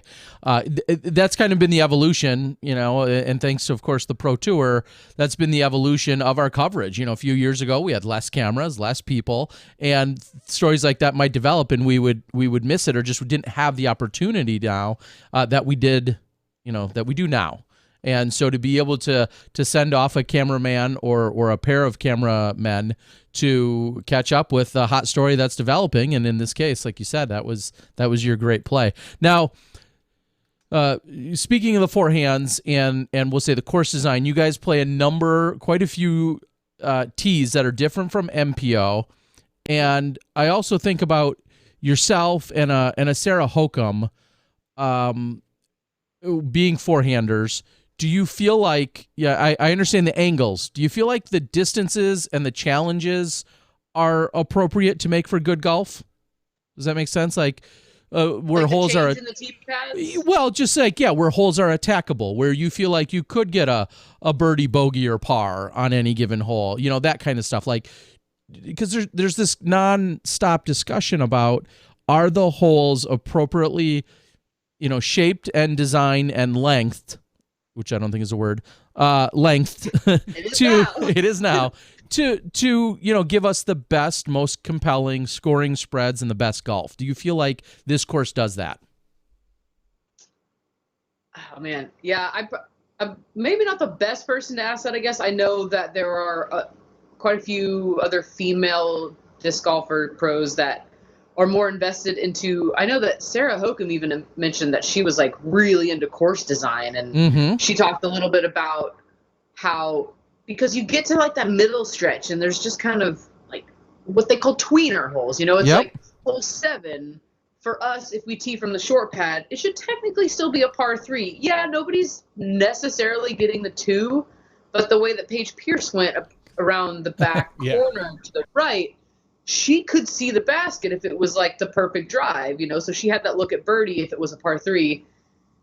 So it was like that hole, and then the next hole, hole 8, it's like you got to crash through the trees, and then the next 2 holes, it's just like none of us are really getting to the basket unless we're just absolutely on our game, 100%, giving it everything we've got. We're not going to get a birdie on it.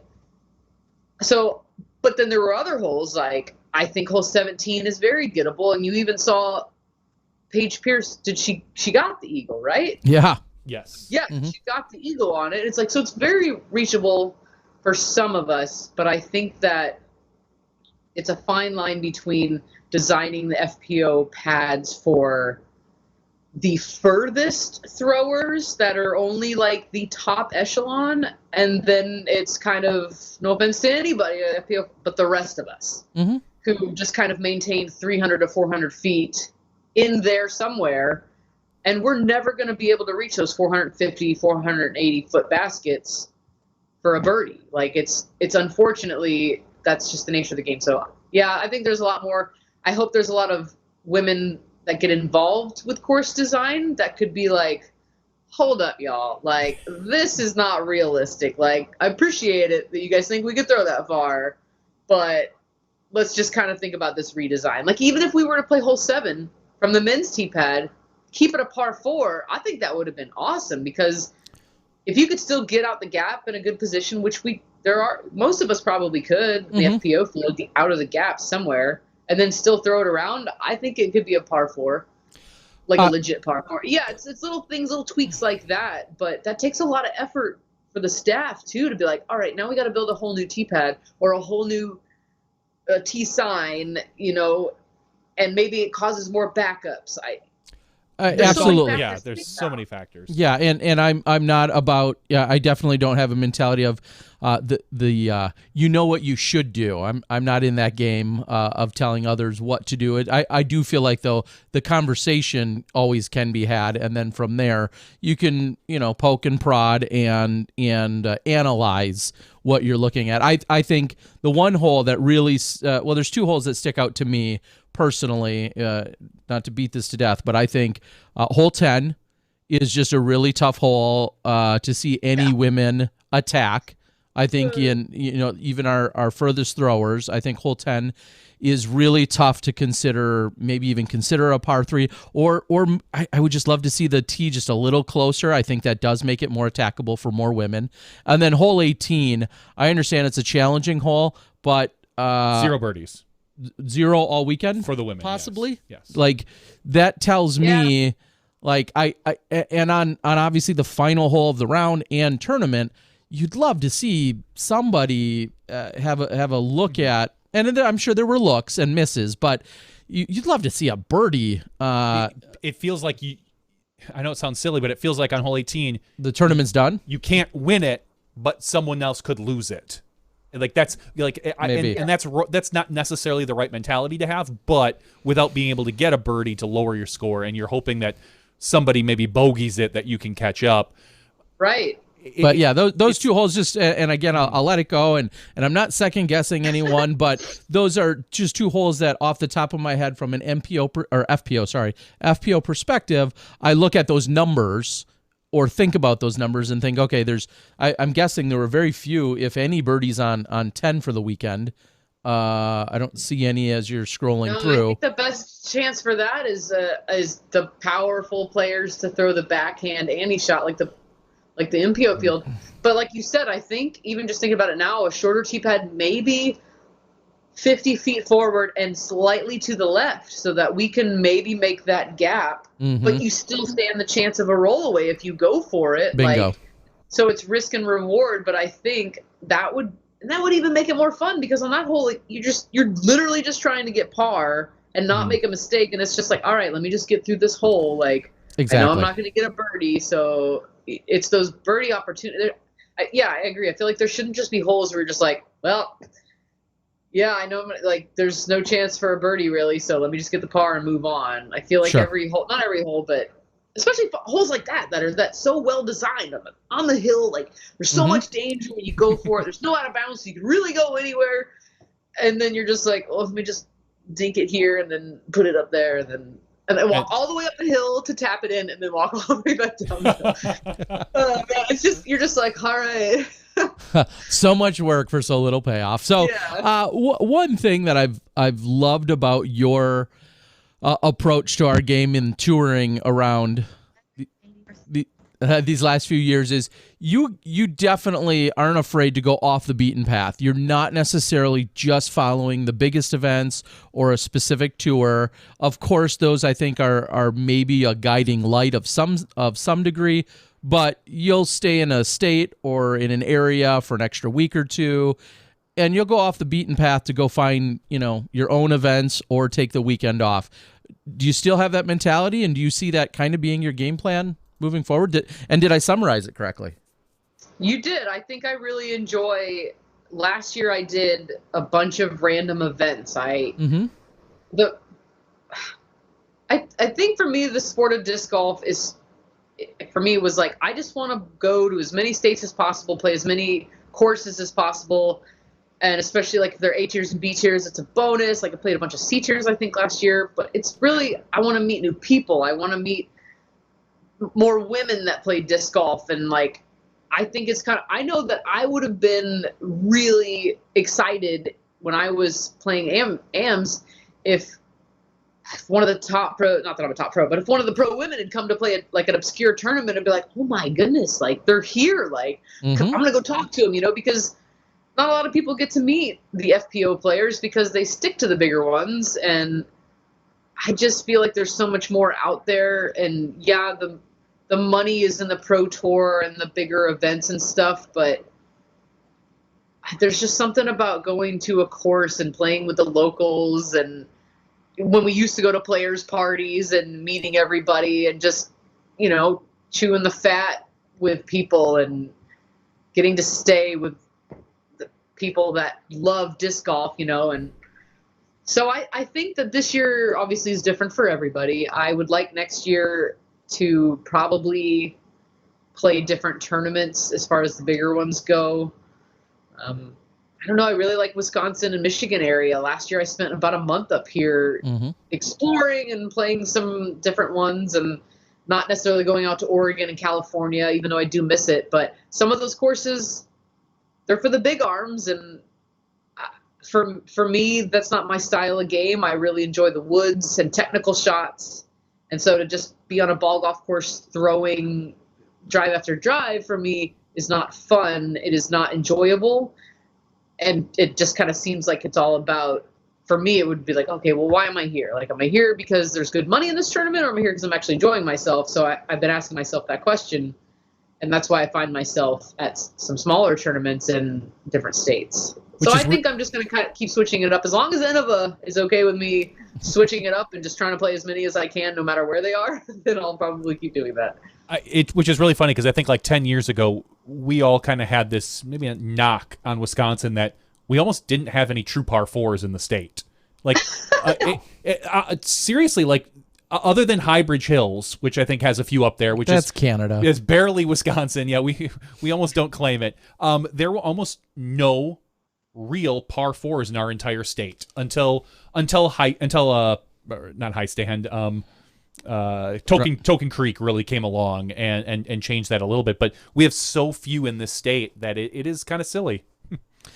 but some people like us, I don't mind because I'm not a big thrower in general. I like the technical shots. I like the wooded golf. It's something that we grew up on, and it really suits our environment really well for our state. Have you played up here? I'm in Lake Superior right now, or Lake Superior Open. Have you played these courses up here? I haven't yet. No, that event really kind of started to shine just the last couple of years, and we have been a little busy.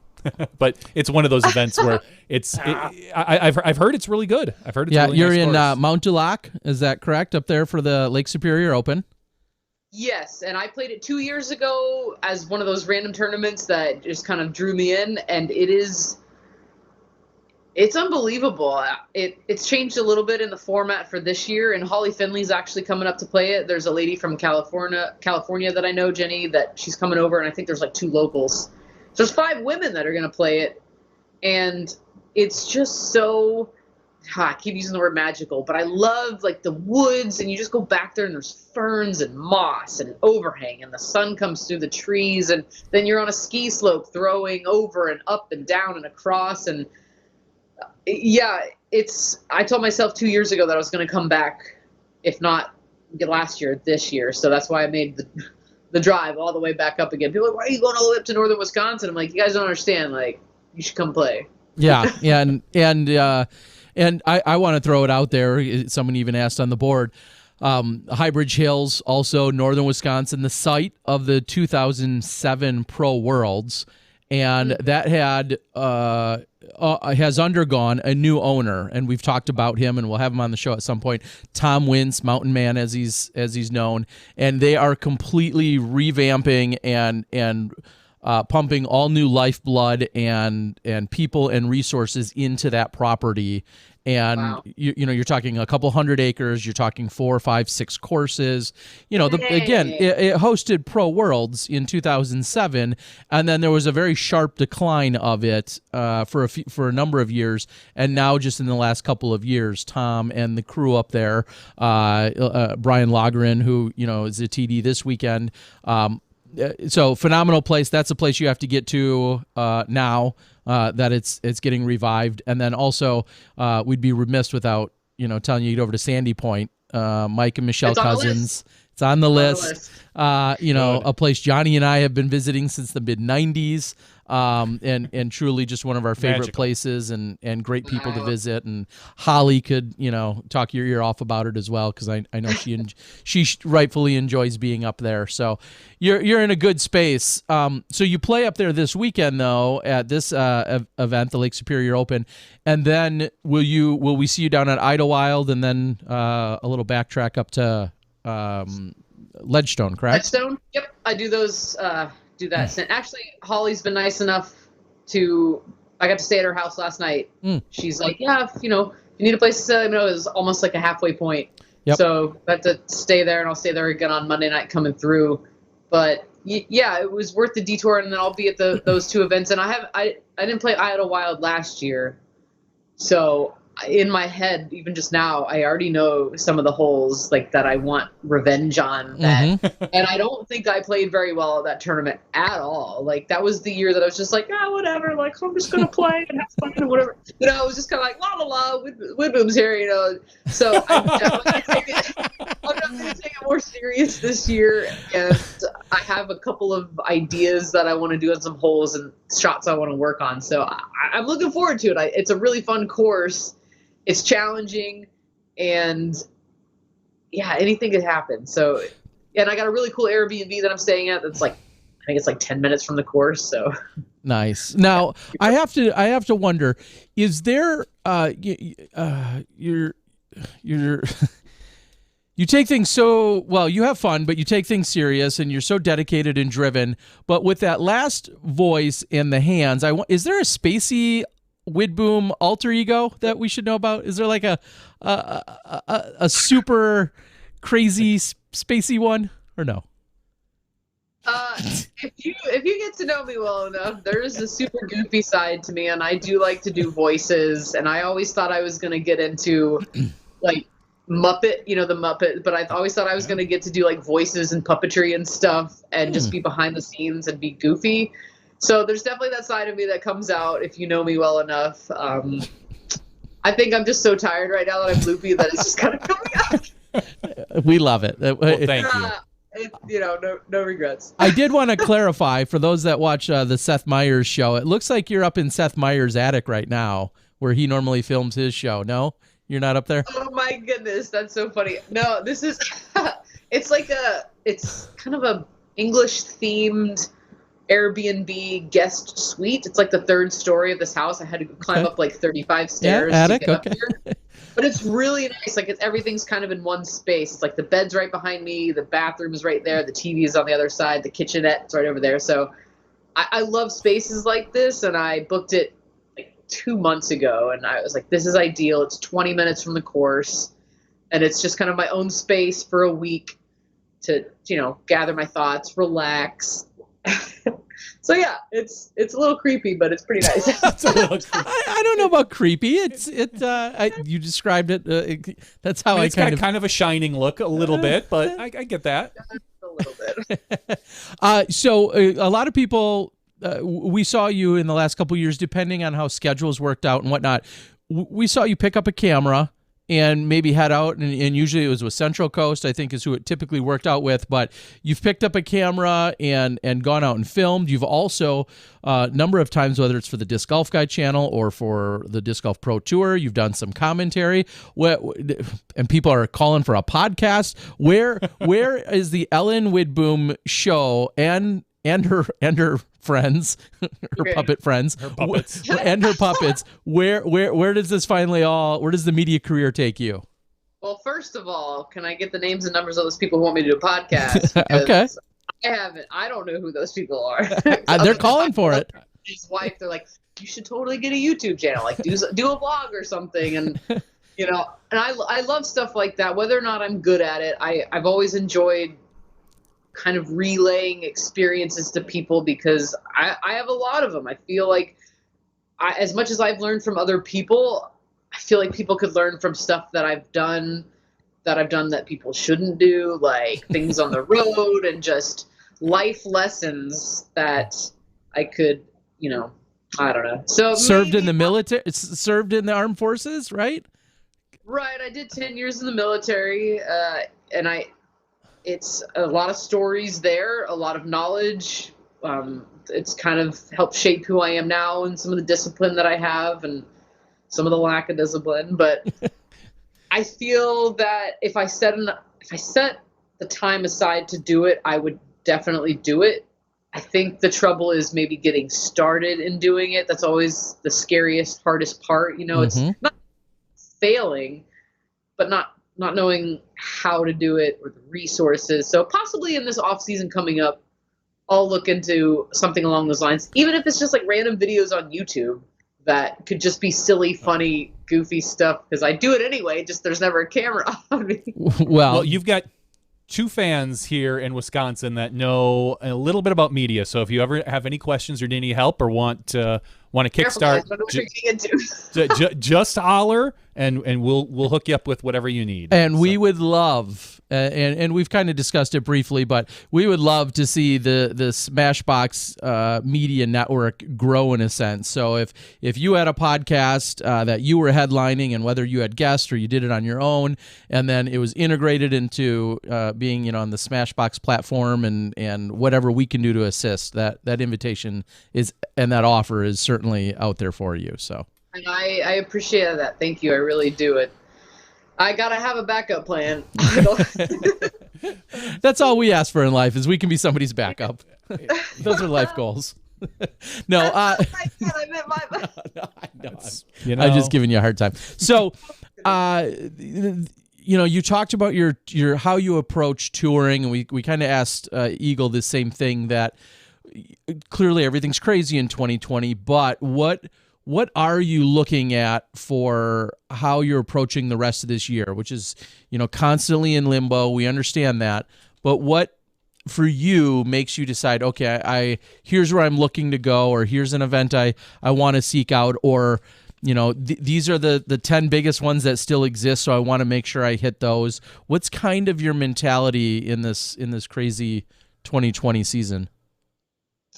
I think it's event by event. I know that I'm kind of looking in the future, just because we've been given the warning about Vermont and Massachusetts, and their states are just still pretty cautious about stuff. So it's definitely event by event, and I'm looking forward to it, and never taking one for granted, and try to play as best as I can, because it could just be this week that they're just like, all right, the United States is shutting down again. Like, everybody go home. And it's like, okay, well, I made the most out of what time we had. So I'm still planning ahead, still working on lodging arrangements and travel arrangements. I check probably once a week to see if what states have changed their regulations and phases, just so I can kind of stay ahead of the game.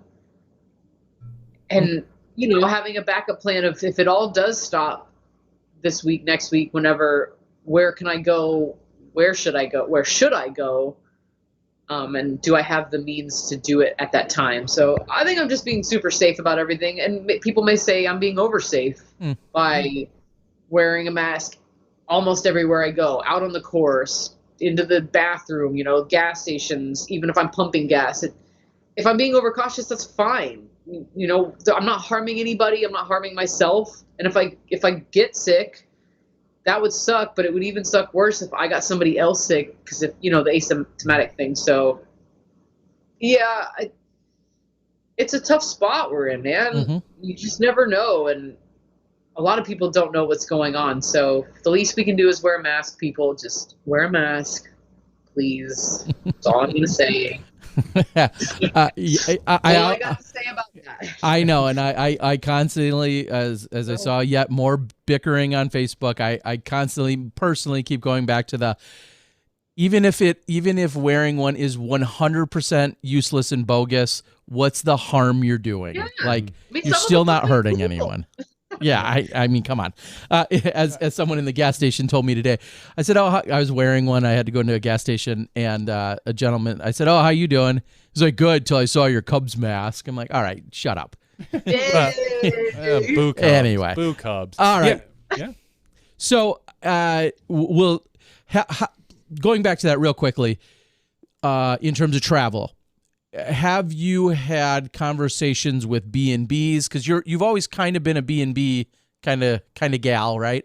Since the last few years, have you had cancellations or conversations with various Airbnbs, and how's that interaction been? That's actually a good point, and this is something that people could learn from me. So yes, I when I book an Airbnb, I look at their policies, cleaning stuff, especially now. Mm-hmm. So this is like public service announcement. Here we go. If you book an Airbnb and like a couple days later or whenever it is, the host contacts you saying, "Oh, I've decided to use my Airbnb as like I'm going to rent it out, like an apartment almost, instead of doing it Airbnb. So I'm going to have to cancel your reservation. Would it be an inconvenience if you did it?" If they were asking me to do it. The first time I did it, I was like, oh, yeah, that's no problem. Like, I just figured they were busy, so I canceled it. They get to keep the service fee. So if they do that to 10 to 20, 30 people, they get to keep that money per every person that they do it to. I think it's a scam. Oh, sure. The last person that actually I just did it to asked if the same exact thing. It was weird. It was almost the same wording. It was like, hey, would it be an inconvenience if you canceled it? And it was like, it was still within the 48 hours where I could still technically cancel without a fee. But I was like, actually, no, you're the one technically canceling my reservation. You should do it. Thank you. And they agreed. They still have yet to cancel it. I don't like it. So be very careful when you book Airbnbs. And if the Airbnb person tells you that they need to cancel it, let them cancel it. Because I think it's a scam and it's dirty. Whether or not it actually is, but that's the vibe I get. And they got to get the service fee. It was like $30. I mean, that's not a big deal, but if they do that to 20 people, they're making money off it. It's just so silly. Which, and to follow your point, and you can clarify, unfortunately, you let's say you're supposed to be somewhere next Wednesday night, all the way up until like Tuesday, they could turn around and still cancel it on you, right? Correct. Yeah, and that really sucks. I mean, so I booked so far in advance. It's nice to have these places. Thankfully, I haven't had any problems with like the long-term ones. And like the one that I'm at now, they provided cleaning supplies. There's extra hand sanitizer, and I go through and I kind of sanitize the most like remotes and handles and stuff like that. Mm-hmm. I can only do as much as I can, but I like booking Airbnbs where it's just me. I'm not like, I've stayed in one or two where it's a room and a house, but I've kept my distance. So this one's just me in the space for a week. So just being cautious, and reading the fine print on Airbnb reviews and their guidelines. All right. You're right. You could have a podcast because tips from the road, Learn things to from be Widboom's mistakes. exactly. No, I the more I've traveled, and usually I hotel it, but the things you pick up at going to hotels and some of the shiesty policies or things Can I that say they one thing either about do or hotels? yes, please. So hotels, when you go, don't ever use the in-room coffee pot. Don't ever use it. Spend the extra couple bucks to go out and buy a cup of coffee. I have heard horror stories. I have seen numerous coffee pots in rooms, and it was actually an Airbnb I stayed at, but there ended up being like, we poured the water in the back, made a cup of coffee, and I went to like open it up to like let it air out, and I looked in. There was definitely at one time had been a roach that had died in the back of the compartment because I saw its legs were in there. And we had drank the coffee because you don't think to look in the back of the compartment. So just go buy a cup of coffee or bring your own setup. Like, they're gross. Okay. Nope. Yeah. Thankfully, I don't drink coffee. Not a coffee drinker Nor either. does Johnny, but that's a great PSA for the other 96% of people in the world that do. So, no, I love it. Sounds like a solid pro tip. All right, Ellen, I know you've got priorities. You told me you had a hot date tonight there in your Airbnb. Is there anything else you want to share with us before we let you go here? Can I give some shout outs? Absolutely. All right. Mom and Dad, I love you. Sarah, Daniel, you guys are great. Thanks for the support. Emery and Elliot, you kids are awesome. Keep up with the disc golf. They're my niece and nephew, and they're actually playing in their backyard. And Elliot made a course map for his backyard. Nice. There's a couple like par 14s on it, so it's awesome. Like he's got such a creative mind. I love you guys. Tim in Florida, stay sane down there, stay healthy. Like, it'll pass. And Christine, I love you. You're my pirate. You always will be, and I hope you have a great move. So, and thanks to Innova, Savage, Zuka, and anybody else that wants to sponsor me. And they can also, is there some fundraiser discs some people can? I mean, I got the Sidewinder this year. I went from the X-Pay to the Sidewinder, so you do the math. Please support me. I love them. The artwork turned out really great. Thank you, Innova. I can't imagine really throwing anything else. You guys are super supportive, especially this year with everything going on. And thanks to you guys, Terry, it always puts a smile on my face when I go out on the course and I can see you coming up the fairway, and I'm just like, put it in reverse, Terry. Oh, jeez. Easy. We don't need to give him a big head. I mean, it's so great. Thank you for all your support and for doing that and for having me on. I hope to be a voice that people don't get annoyed with and that can learn something from. And and to all the women out there in the FPO field, keep on trucking. It's going to be a great year. Awesome. Well, everybody's loved it. That's why I said they're calling for your own podcast, your own Muppet show. They want to buy Sidewinders. I'm reading all the comments. Yep. They love the pro tips.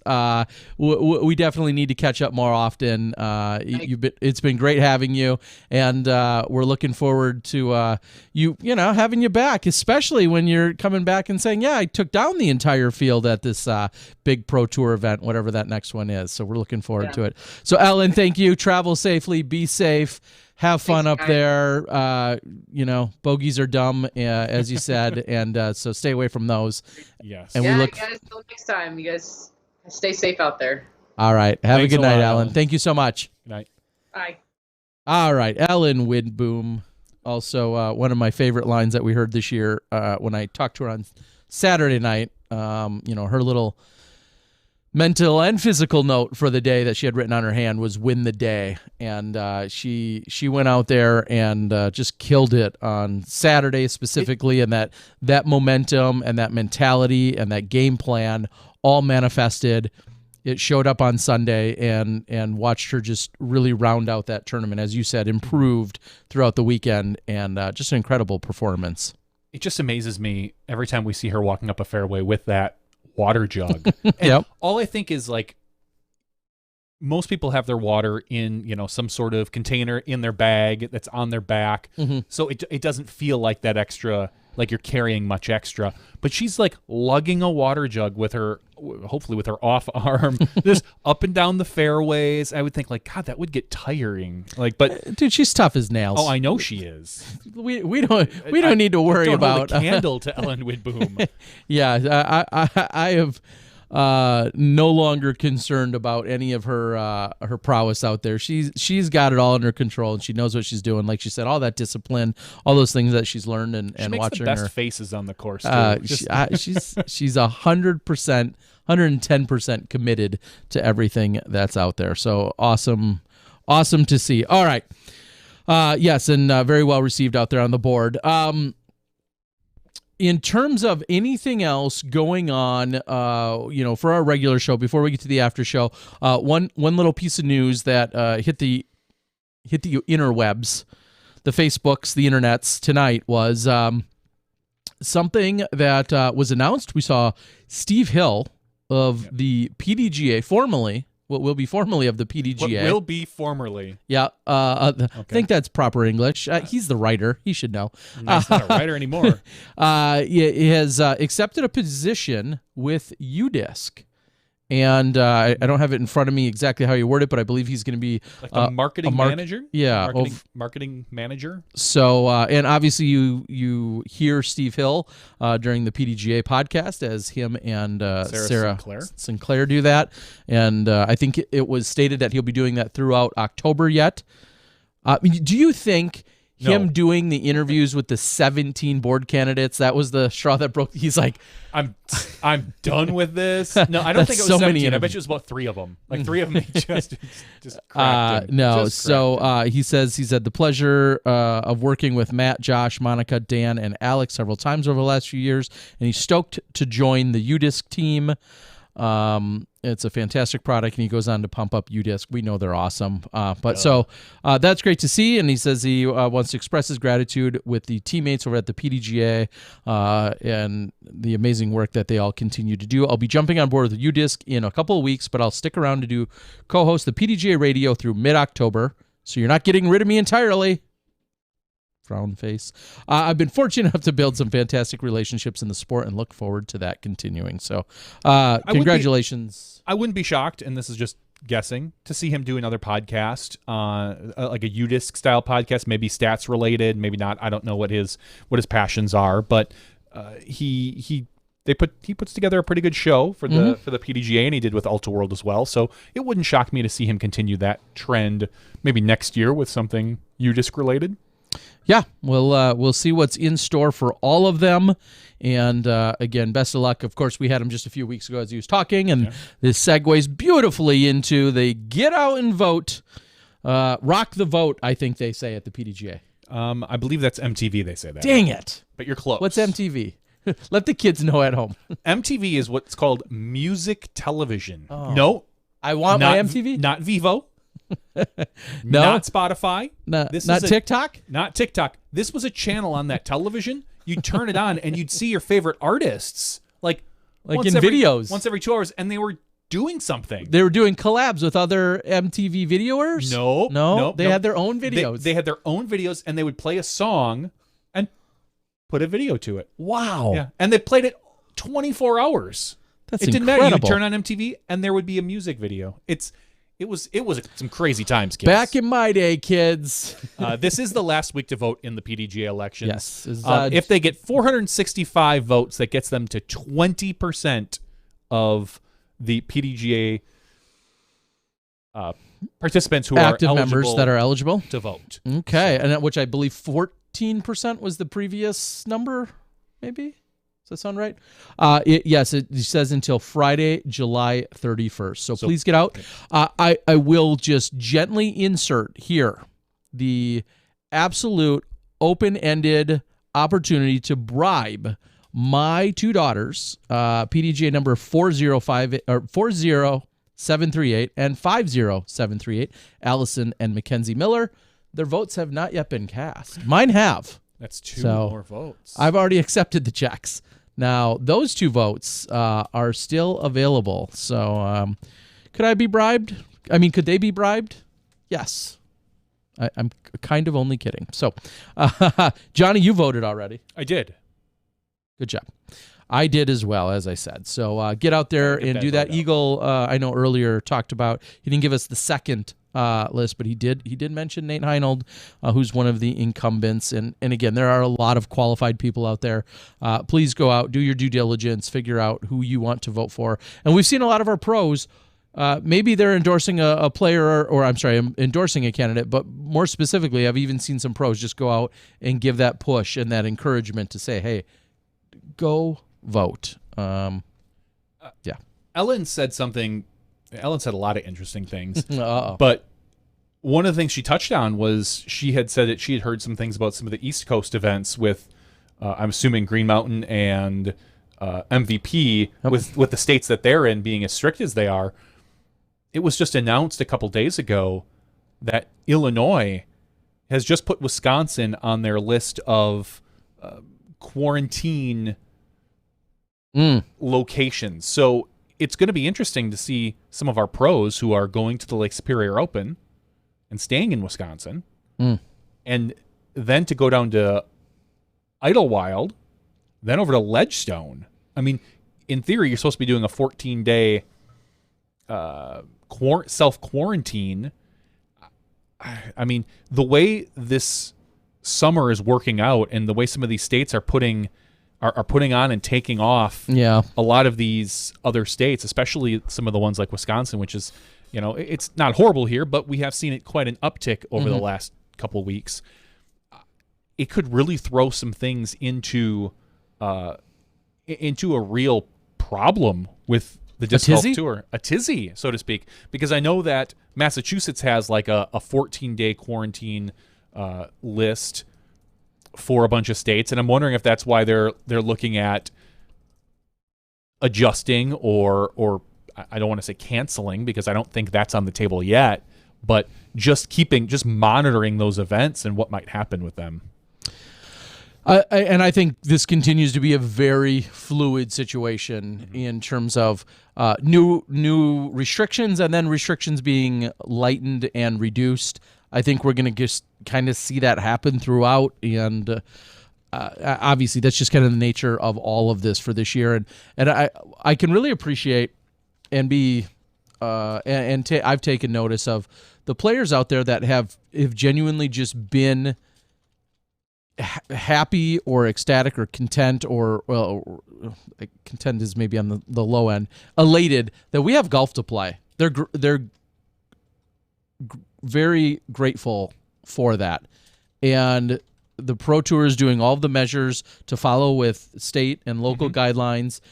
There continues to be things like hand sanitizer literally on every single tee box. There's been a big 1 gallon pump of hand sanitizer.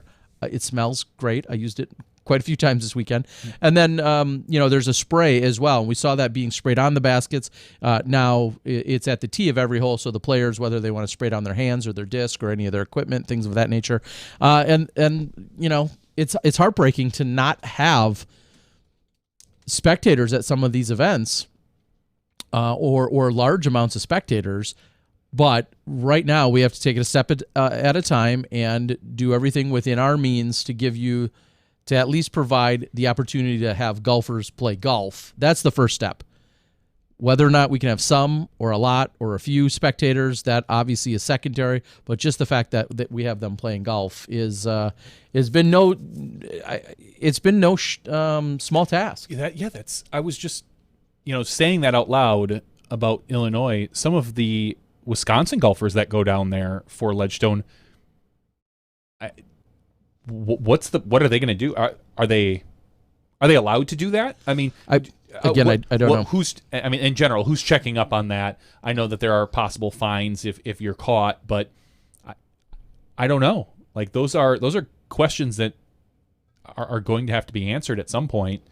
Yeah, and again, I don't want to sound flippant, like I'm not going to worry about it yet, but the fact that things are changing daily they change very quickly. You want to plan and then have a backup plan, but I also don't think anything is set in concrete one way or another right now. So everybody will just kind of have to keep their head on a swivel or keep their, I don't know, ear to the pavement. Okay, just kidding. All right. Time to wrap that up. Yeah. Whew. Sounds like there's some Muppet voices in my head right now. What's today? The 28th. In 3 days, the new Muppet series comes out on Disney Plus, starring Ellen Widboom. And her friends. No, but I heard it's pretty good. I do want to give a shout out, as we always do, but in the regular show, to Disc Member tonight. Whoever is a Patreon supporter and gets their name drawn will get our monthly Disc Member disc box. So wait, be on the lookout for that. Literally just came in the mail today. And I will follow that up briefly and say I am yesterday. Sorry, pretty close to caught up. I think one gentleman reached out today, said he hasn't received something, but other than maybe him, I feel like we're relatively caught up. As always, full-blown disclaimer here: if you have not received something that we have told you should, reach out to me and we'll make sure to get you caught up. So I'm good at missing things or the 93 forms of communication that can happen as Instagram comes in and there's a Twitter DM and whatever else. Reach out if you've ever won something, whether it's the Disc Golf Guy and or SmashBoxxTV. You are not bothering, and I do not frown upon that. We want to make sure you get your free goods that are coming your way. All right, we're going to close things out. This has been great talking. I mean, Ellen, of course, infectious personality and smile and chatting with. So great to have her. Same can be said of Eagle. Just so many good stories, including knives and doors and not knowing when you're winning. Coffee pots. Yes. So thank you guys. Also, thank you to Ace Run Pro for the one disc, one tip that we got from you guys. Conrad, Felix, we appreciate it so much. For Johnny V, myself, along with Eagle and Ellen, this has been podcast number 308. We've got some giveaways and some other random chatter for you to stay tuned to have in the after show. So until then, we'll see you next time when you step inside the Smashbox. Thank you to our $2 and above patrons. Your name is listed below in the credits. If you are interested in being listed as a producer in the SmashBoxxTV credits and supporting this and other fine podcasts, please visit patreon.com/SmashBoxxTV.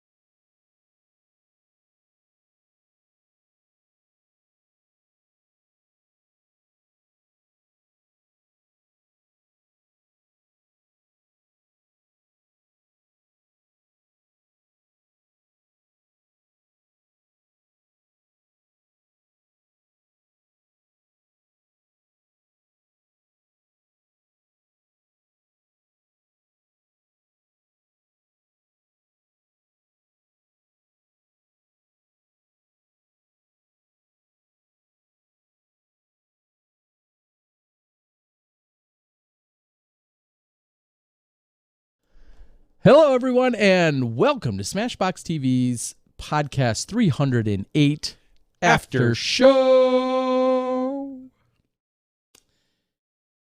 I feel like somehow when we got to 300, it's become so much more of a mouthful. And 300 is not any more syllables than 200, but saying 308th podcast, it feels like a mouthful.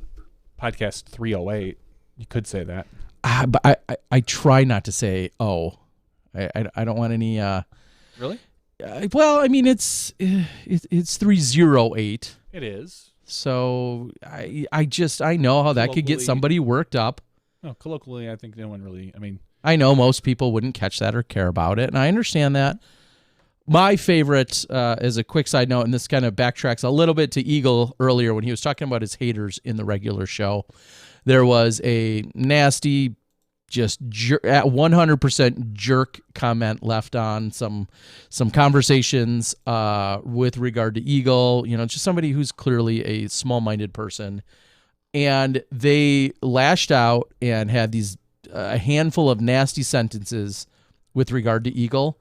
And there were spelling and punctuation errors in literally every sentence, including saying "an" instead of "and," including of using an "a," saying "a" something instead of "and" something. Like, can't say this enough. If you're going to blast, if you're ever going to rip on someone, do it grammatically correct or correctly. Whatever. I'm not ripping on anyone right now. But for gosh sakes, like, people, like, there's nothing that is dumber than reading someone that says "you're an idiot" and they spell "your" incorrectly. Like, it makes my blood boil when I see that. And I've been occasionally worked up or heated or probably even mean at some points in my life. But if I'm ever going to say anything disparaging in any way, shape, or form, rightfully deserved or not, I make sure to spell it all correctly. Good for you. That's the least you can do. There's nothing dumber than saying "you're an idiot," "you're a idiot," and spelling "your" and using "a." Just, all right. Emily can appreciate it. Well, thank you, Emily. So I do want to quickly, and this is something we would normally kind of do in the regular show. However, we didn't touch on too many other events or details simply because we got right into it with Eagle and we had the Pro Tour event. However, one of our most vocal and passionate Smashies out there, Cody Garner, who's out there right now. He is. He just said we had nice harmony. Oh. Get your ears checked. All right. The harmony was good. The sound was awful. Okay. He says he has a shout out idea for Smashbox, and he sent me this via Instagram DM. Slide into those DMs. Shout out goes to Brian Schweberger, the beloved Schwebby, for finishing with a 35 under par in MP40 with an important win. They're all important. The note, though, that Schwebby played the same layout as the MPO, and the best MPO score was -29. Wow, Schwebby ripping it which up. Was by none other than formerly Wisconsin's own Barry Schultz, who Barry Schultz was in MPO. Oh, I'm sorry. Barry Schultz was in MPO and finished -23 in fourth place. So had Barry played, in theory, he would have, MPM, MP40, he would have still been, 12 behind Schwebby. He beat the MPO by first place by 6 strokes. Hope this message gets out. Also, FPO Ellen King finished first. Is that Ellen or Elaine? I'm sorry, yeah, wow. I got Ellen on my mind here, all her voices. Elaine King finished first in FPO. And if Hannah Macbeth was there, she would have crushed Hannah. I'm sure she would have posted on Facebook, "Hey, Hannah, if you were here, I would have crushed you at this event as well." More than likely. That's their rivalry. So anyway, shout out Schwebby. No surprise seeing someone of his caliber and of his skill sets to shoot a score that best MPO. I don't want to say, I'll say it. I'm not surprised. He's that good. So certainly worth noting. And of course, we have not only is Schwebby a friend of the show and has just been a great guy and a great friend for the last 20 years, but then also, Barry being our home state hero for so many years until he moved away, and is, of course, also one of the legends of the game. So certainly good to know. Cody says that Schwebby's rounds were rated 1055, 1026, and 1062. That's a solid weekend. Yeah, doesn't sound too bad. So, thought I'd share that, and thank you, Cody. Whenever we have some great, insightful stuff that we may otherwise might have glossed over or not even got a chance. Well, with not to having on. Dynamite on this particular week, exactly, that's something. That's why that was easy for that one to. Yeah, he would have hopefully caught something like that. And we do hope that Dynamite and the family. I've been seeing some Instagram stories that their move and transition into their new house and new neighborhood is all going well. So, Also, I think quick note, I saw maybe today or yesterday, some of the openings of the islands that were talked about. Yes. In terms of the 16 islands, 11 of them maybe opened I think 11 today. of them opened out of the 16. Amazing. So that's incredible. If we could only, fly to Finland and experience those, but I don't. They're not letting us in. Oh. Wah. Correct. They are Wah. locking us out. Okay. Well, so much for that. Next year.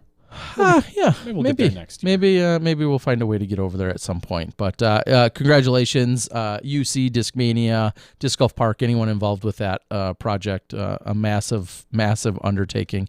I know we touched on that a few weeks ago, and that's pretty incredible. And I want to give a personal shout out. I know we occasionally do birthdays from time to time, but not only do I see Troy Whidden is celebrating a birthday, but super duper gracious host extraordinaire and all around amazing guy Ben Ferris celebrating a birthday today. Great. I think he's great. Yeah. You haven't been around him enough. If you don't think Ben Ferris is He's great, then you just haven't been around Ben Ferris enough. Oh, I've been around Ben Ferris. He's just like, give or take the guy. I'm just kidding. I love me some Ben Ferris. So, yes, certainly a happy birthday to him. Next week, this is call it maybe a little lame or not, but I guess next week we got to figure out, decide. I think we're going to be here, and I think I get to celebrate a birthday on a podcast night. Oh, that's right. And that's, I don't know if that's exciting or not, but I'll pretend like it is. I got to be next to you. I believe I've spent a birthday or two here with you. So yes, next week, looking forward to it. I think Avery Jenkins celebrated a birthday. We're just going to go through all these birthdays. And Follow Flight Mike, I think he was yesterday, and I can't mean it enough when I think I posted on their Instagram saying all the work that he's doing over there at Joe Maz, and they have a very talented and exhaustive crew, extensive crew, but Follow Flight Mike certainly helping elevate our post-production action with every single video they put out. So awesome to see. All right. What are you looking up?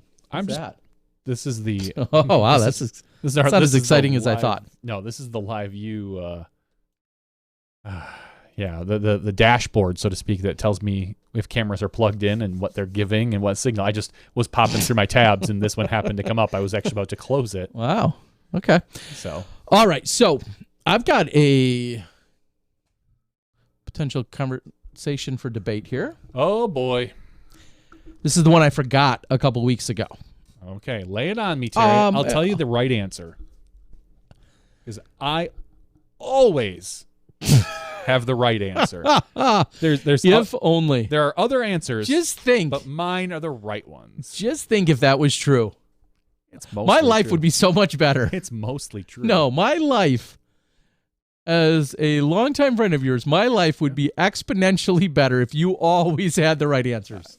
Maybe you just haven't asked me enough. No, maybe I can blame you for lots of failures. No? Can't think of one. Okay. All right. All right. So here's a question. Full credit given to my buddy Michael Schwieger. Okay, who's played for a long time. He's hasn't been playing much in the last few years. Michael in a very unique position or situation in that he's a left-handed thrower and then putts right-handed. Everything from like 100 feet and in or 120, 150. He can putt or jump putt right-handed. He's a phenomenal putter in his day. And he threw a country mile. And he threw pretty far as well. So just a unique combo of driving as a lefty and then putting as a righty. And I loved playing doubles with him for more than a decade. And good friend. He celebrates a birthday the day after me next week on Wednesday. So in having a conversation about right-handed, left-handed shots, lines, courses, really this then evolved into another discussion, which was how many sports are so dependent or either favor or don't favor a certain right versus left action. Sure. If you think about it. And I mean favor, and no, there's certainly a strategy in the sense that you don't have a left-handed third baseman. Ideally, you have a left-handed first baseman. I'm sure somebody can. I could have Googled it. I'm too lazy. I don't know if we've ever seen a left-handed catcher. I'm sure there's been one, I'm sure there but has. I don't know if there's ever how many there's been in the majors. Again, I understand the mechanics of that.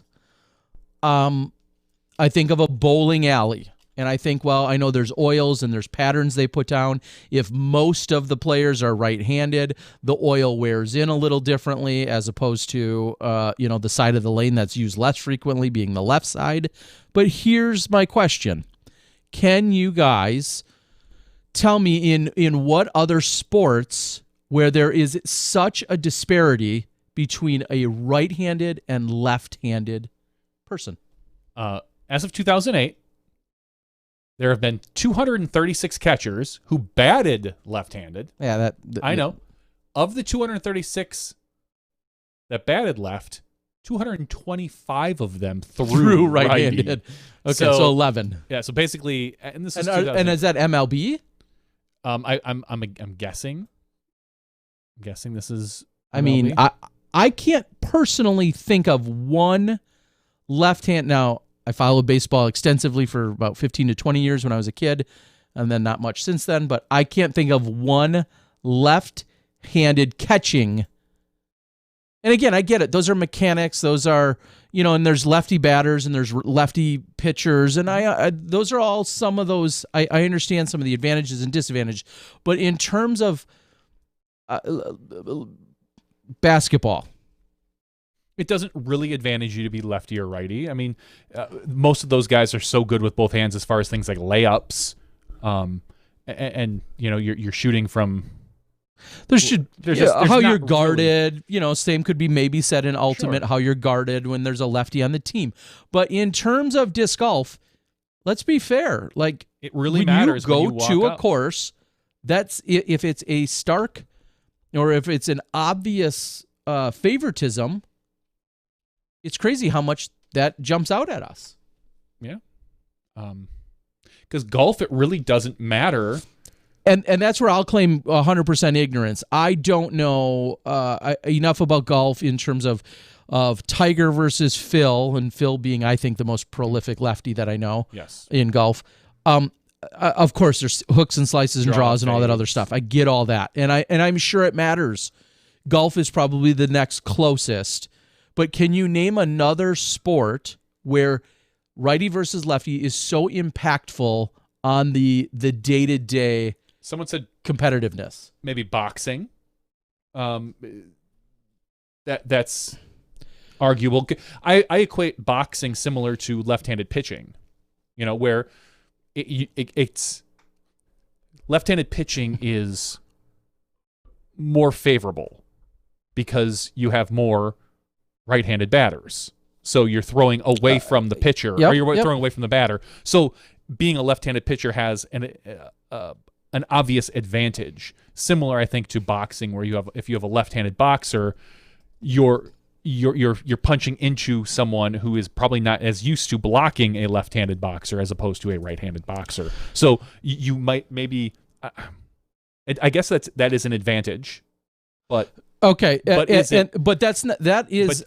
almost a strategic advantage that is dealt with just like baseball. That's dealt with on a strategic level. And those are things that are I don't want you to say known, but those are all strategies that can then be manipulated. And of course, you have a strategy in disc golf. However, the course is laid out for you, and when you get there, like. What about arm wrestling? Somebody did say that. That would be one. Is there a rule against it? There almost would have to be. Like you have to go right. Because how would you do that? If you would almost have to. Or there's got to be a left-handed arm wrestling championship. Oh, I bet there is. There's got to be. Like I haven't Googled this. Side note: Ellen asked earlier, anything I need to prep for? I never told we don't prep Ellen. I took offense. I did some prep today. Yes, you did. You had no clue, and I had no clue I was going to do. I'm just, and again, and that's why I understand this is a tough question to pose. There's strategies. I get baseball, like skateboarding, lefty versus righty, goofy. but foot, is there? But I don't think is the course? But I don't think the course sets up. That's what I wonder. Is the quote unquote playing field? Is the course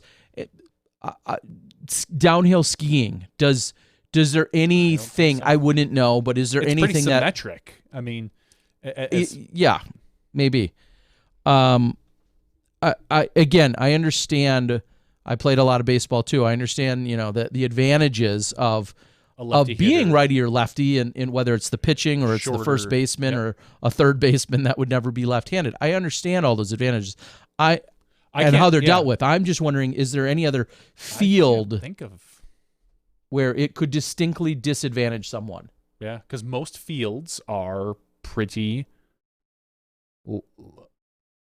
standard, like standard basketball, standard baseball. Like now, if every baseball diamond was, if the right field was always like 20 feet closer than the left field wall, that would make a huge difference. But every park is, which if you think about it, it's kind of crazy when it could be so easily standardized. Correct, and they're not. Every park is different. I know, which is so. It is funny. It's a home field advantage thing, which I get. It's just stupid that it's not standardized. It's stupid that it's not. It's stupid that it's not 330 or whatever number. Yeah, 330 in every right field wall, 330 in every left field wall, and 400 or 360, whatever the numbers are, in every center field. Whatever those numbers are, interchange those numbers. But the fact that they build a freaking stadium on a big old flat piece of earth, because the earth is flat, just so you guys know. But they build it, I'm saying, on a wow, teeing everyone up tonight. I'm just like, it is absolutely stupid that we don't just standardize literally every outfield inch of an outfield. But that's a whole other argument. Again, that's a whole other argument. I don't necessarily agree with you, but I understand. That's fine. But you can be wrong. No, I told you I'm not wrong. I can see the discussion point, and I can agree with it. But I also see there's a home field advantage in knowing your field a little bit better, and whatever. But sharpshooting, darts, kneeboarding, wakeboarding, all of those things. Like I think of when you are given a place in which everyone must be on, there's just, I can't think of another sport. And is that good or bad? It's unique. Just like those damn lefties, which do make up roughly 10% of the population. If we get rid of the lefties, then we don't have this problem anymore. Okay. Also, a side note, and I think my dad screwed me up in the sense, like my non-biological father, I catch a ball. I played first base. In theory, I should have been left-handed, but I catch a ball with my left hand, and so I act as a righty. When I go up and swing a golf club or swing a bat, I swing as a left-handed player. You're weird. I 100% attribute that to my father, who does the same, and I think he just showed trained me you that way. And I mean, that's and everything else I do is as a right-handed player. Anyway, and then I think of an AJ Risley, 100% right-handed thrower, writes on his scorecard left-handed. Our good friend Steve Held, left-handed thrower, writes his scorecard right-handed. So, anyway, I know. Again, I thought it was a very interesting take that a predetermined field of play or whatever, because can be so advantageous. I was trying to think of sports where the field is unique every time. And you run things like motorsports or racing, where you have like a road race, but even those, that could be different at every course. Even every track in NASCAR, even though it's go fast, turn left, they're sloped differently. The material's a little different, so you run into that stuff. But yeah, we have a pretty unique sport, Terry. All right, so there's some food for thought. Come back to us next week when you've got. I would just love to hear maybe a an actual something that you feel really compares. Because I believe it was last week I had said that this course favors a lefty. That we would, and clearly I was wrong when I said I thought that up at the top we would see for the MPO, we'd see a Zach Melton or a Chris Clemens, probably shoot very well. Austin Turner. No, I never said Austin Turner. Oh. He wasn't there. I know. I see your brain processing it. No, I know he wasn't there. I was processing. I just saw him on Instagram, and it had the typical Austin Turner Instagram him post. in some short shorts, and modeling something, and a cutoff tee right after working out or something, and it's like it's Austin Turner. I didn't have to look at the name. I was flicking through Insta, and I was like, "We miss you, Austin. Get back on the tour. Back on the tour, buddy. when you feel it's safe. So. No, that's what I was thinking. But it played out way more as we saw in the FPO field than I thought. I thought it would have played more in the MPO field, but it clearly played out more in the FPO field with all the forehanders and lefties. And no surprise that Eagle was able to take this one down with his superb proficiency in both, and Ricky as well, shooting very well. Now, and you can argue that both those guys are probably going to finish up near the top anyway, but so. I'll follow that up as you just mentioned, Ricky. He played his heart out. He's been playing so well lately. We've been talking a lot about just how much he feels like he's back. He's talked about being back and feeling good. And in talking to him shortly after the round, and we didn't go live for that interview, I don't believe.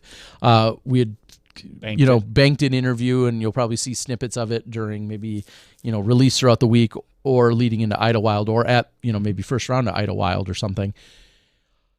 As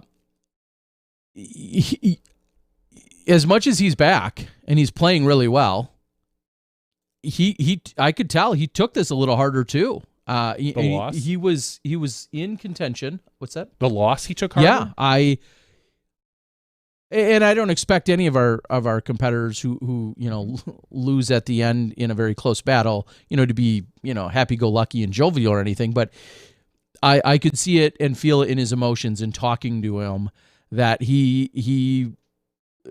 it just stung a little bit more. And again, he's coming off a couple of really great weeks where he's taken down the W, and he knows he's right there, and he was literally until the last hole. He was right there in contention with it. And so anything could happen, and maybe that was just him being a little distraught in the moment. But it felt to me it was a little, and maybe that's a good sign in the sense that he knows he's back, he knows he wants it, and he knows he was that close to it, and it did just barely slip away from him to pull it down. It's funny because I don't feel, and I'm looking at a scorecard right now, I don't feel like it slipped away from him. No, that's where one could say, did he just get beat? He just got beat by Eagle. He got beat by Eagle, and like it or not, I mean, if you tell me Ricky had a bogey in the last 3 holes of the round or something, one of the last 3, I would say, okay, yeah, Ricky let it slip away. He got that bogey, blah blah. He took a par on 16. That is what it is. I mean, that's pretty standard fare. I mean, there's a bunch of 2s, there's a couple 4s, but it's one of the more gettables. But it is one of the more gettables, as you were saying. But man, it's so hard to say that Ricky lost. And I agree. To be upset about this particular loss. Not to say he wasn't, and not to say I don't believe him by any means, because clearly you were the one that was there. But I have a harder time grasping why this particular event, when you played lights out and somebody beat you. Yeah. Somebody shot better than you. And there are probably 8 holes throughout this weekend where Ricky looks back and goes, I really let one go there. At least. Yeah, and when someone like him has such high expectations, simply because he knows he can birdie every hole on that course, he still shot 12 under during that final round. It ended up being just one shy of what to force a playoff. Or I could see, as someone said, I could see Kevin Jones. This is a fight that I could see really gutting him, because just the way it came down with the the chance he had at the end, or the chance he had going into the third round, tied with Eagle, and then to clearly get out to that lead and let it slip away, and then to be beat in a very similar fashion to what we saw previous years, where, you know, Paul put the dagger in at one point, and you could just see Kevin Jones like just become deflated. And I don't know what knowing Kevin, he was probably super upbeat and happy and congratulating people after the round. But if you told me that you turned around and saw Kevin doubled over and just wailing on the ground, yeah, just sobbing, he would do that. That wouldn't shock. Well, that would shock me, but I wouldn't be surprised. You'd be okay with it, if though. you had told me, man, Kevin was really down after Yeah. this event. Like, Yeah. just this one hurt. Like that wouldn't shock me. Yeah, For some reason, it doesn't shock me the way Ricky. No, and I will say, it's ultimately a few minutes later when Kevin Jones also parted ways. As always, he then had a smile on his face, thanked me and everyone for doing the hard work they do, and you know, we exchanged pleasantries about traveling safely, and we'll see him at the next one. And of course, I'm sure it stings, you know, knowing the fierce competitor that he is, but there is something also so gracious about him and how he then handles himself after the fact, even after a tough loss. You know, and I've said that for a couple years now. He's so impressive in that way.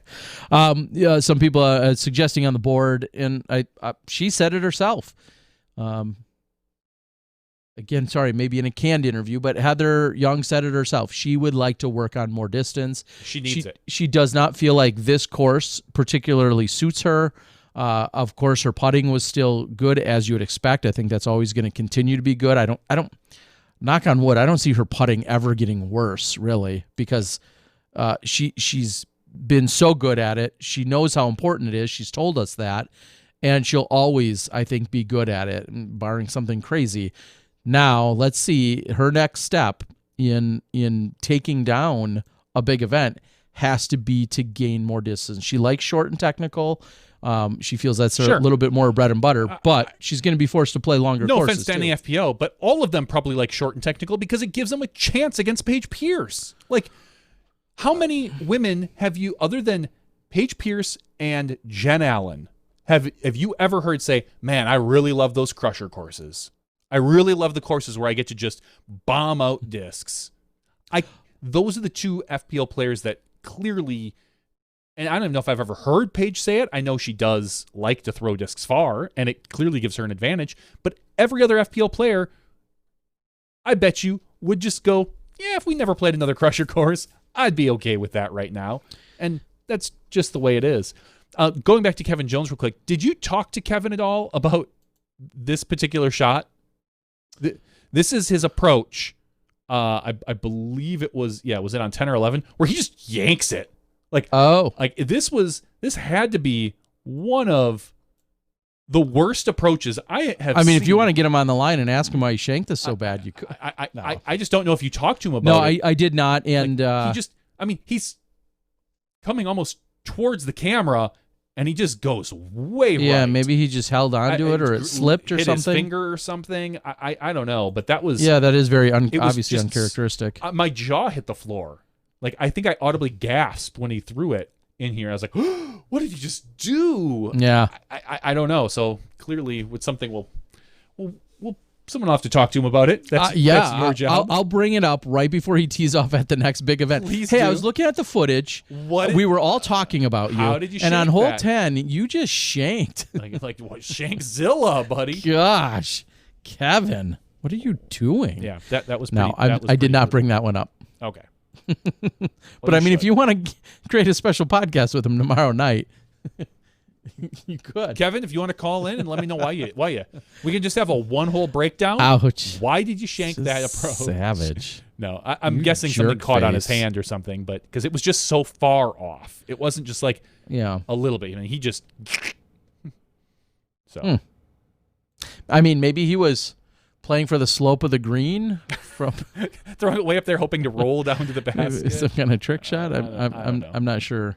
And Chris says maybe humidity. Possibly. I will say this. Obviously, it was more humid. I know I touched on that during that final round, but overall, the humidity was not as much of a factor as we all anticipated. It wasn't as humid as it was the previous two events, and it made things a lot more, we'll say, pleasant and tolerable out there. And that very well could have still been his issue in that case. I think he's one of those guys. He's got a chalk bag that he does frequently go to, which we're seeing more and more common for a lot of our players, and he's one that does definitely rely on it. So could have been something on his hand. Maker's Telemark says there's a butterfly on his hand. Well, I mean, that explains it. Yeah, I suppose that's possible. And are we not doing our job if we? And I know him and Hannah occasionally, every week, tune in and watch. Are we not doing our job if we don't at least question, ask, mention, call out Macbeth for what is just clearly a very uncharacteristic and just 10th place poor finish. Performance? I mean, he, it was a poor performance. I mean, I don't know if there's anything more to say about it. I'll be honest, I didn't realize he even got up into 10th. Yeah, he shot a solid last round at 9 under par. He started out like I said, Mo didn't cheer. I was a little exaggerating, but he did let out a sigh of relief after the 5th hole when Macbeth bogeyed it, and he was like, "Oh, all right, fine. Then we don't have to worry about focusing on him at all." Because I tell you what, if Paul gets the first 10 out of 10, you have to send a camera. You kind of have to send a camera out there because it's Paul. Like any other player, if there is no offense, if there's far down as Paul was at that point, I think he was in 20th. He was on the 5th card. The Disc Golf Guy channel was covering it. The 5th card. And someone gets 10 out of 10, you're like, okay, cool, whatever. They can't. But when Paul does it, you kind of, like I said, the top stars in their game are black holes. They suck the cameras to them, and you can't help it. It's just what they do. They attract everything. Ultimately, Paul just shot a really bad second round. I mean, lackluster. His 7 down was mediocre to open. Yep. Then he goes and shoots a worse 5 down, bogey free 5 down, just not being able to get the birdies, and then a respectable 9 down. I mean, 9 down is nothing to scoff at that course. No, and 3 9 downs puts him in 5th place or something. Yeah, and I mentioned it earlier. He himself on Saturday, he had jokingly said he's been trying to find more confidence in his putt. And, well, he wasn't joking about that, but he was saying he wanted to find more confidence in his putt. It just wasn't there for whatever reason. But then he jokingly said, "Yeah, I'm going to need to shoot a 21 under during the final round because I think 33 is going to win it." And he at the time. Yeah. So, and 33 went on to win it. And so when he starts out 4 for 4, you're not saying too much just yet, but there's just not the eagle opportunities out there. No. Unfortunately. But how dare I say, we'll go down this hole for a second. Dare I say, how deflating is it to let's just play pretend and say he shoots an 18 or a 19, shoots a 19 under, still comes up 3 or 4 strokes short of the win. I mean, you and I have had this debate. Would you rather shoot a 19 down and not win an event, get into 4th, 5th place, but have the most epic round ever, period? A 19 down there at that course, sure. At that course should break all PDGA ratings records in theory. I'm not calling chalk on that yet, but okay. I didn't say the name. I know. Careful. And still lose, but have that epic round, especially when you're Paul and you have wins galore. Mm-hmm. Or would you rather win that event? Would you rather be, I mean, there's different levels. Would you rather be Ricky and win that event where it's like, oh, cool, that's another Pro Tour win for me? It probably, I'm going to speculate, doesn't mean as much as it would for Kevin Jones or Eagle, who, this is Eagle's, 2nd Pro Tour win? Or does he have more than that? I feel like he has more. I don't know. I know this would have been Kevin's I'm not a numbers 2nd guy. Pro Tour win. Uh-huh. Maybe Eagle does have a few more than that, now that I think about it. I'm just going to assume he does. But either way, that's a crazy debate to think about. I mean, I'm sure you would rather have the 19 and win, but if you can't, I mean, 19 shooting the best ever round when you're on the a course of rated, that caliber, when you're the highest rated player in the world, just kind of, I don't know. If you're someone like you or I, like me personally, and my point, if I went out right now and at my caliber and somehow shot, I was throwing them in for everywhere for whatever reason, I still would probably rather have the highest rated round than win that event. Because I'll never win. I would never win another Pro Tour event as long as I lived, but I would go down in history as one of the greatest rounds of all time. If I win that event, in 3 years, nobody remembers that. Mm-hmm. So that's just me personally, and it has nothing to do with money at that point. So it's just a crazy thought. It's clearly highly and completely 100% speculative because we're not doing either of those. I mean, just think of all the Johnny V disc royalties. The highest rated round, 19 under. I would sell out like a madman. It didn't matter. I would get a disc from every company. Like I don't care. Like you know, because they would all be pounding on your door saying, "Oh my gosh, Johnny, we need to make a commemorative 19 under round for you." Yeah, disc. Yeah, duh. I would be selling actual toboggans. Yes, with 19 under. 19 under on Johnny them. V I signed. would sign them. I guess so.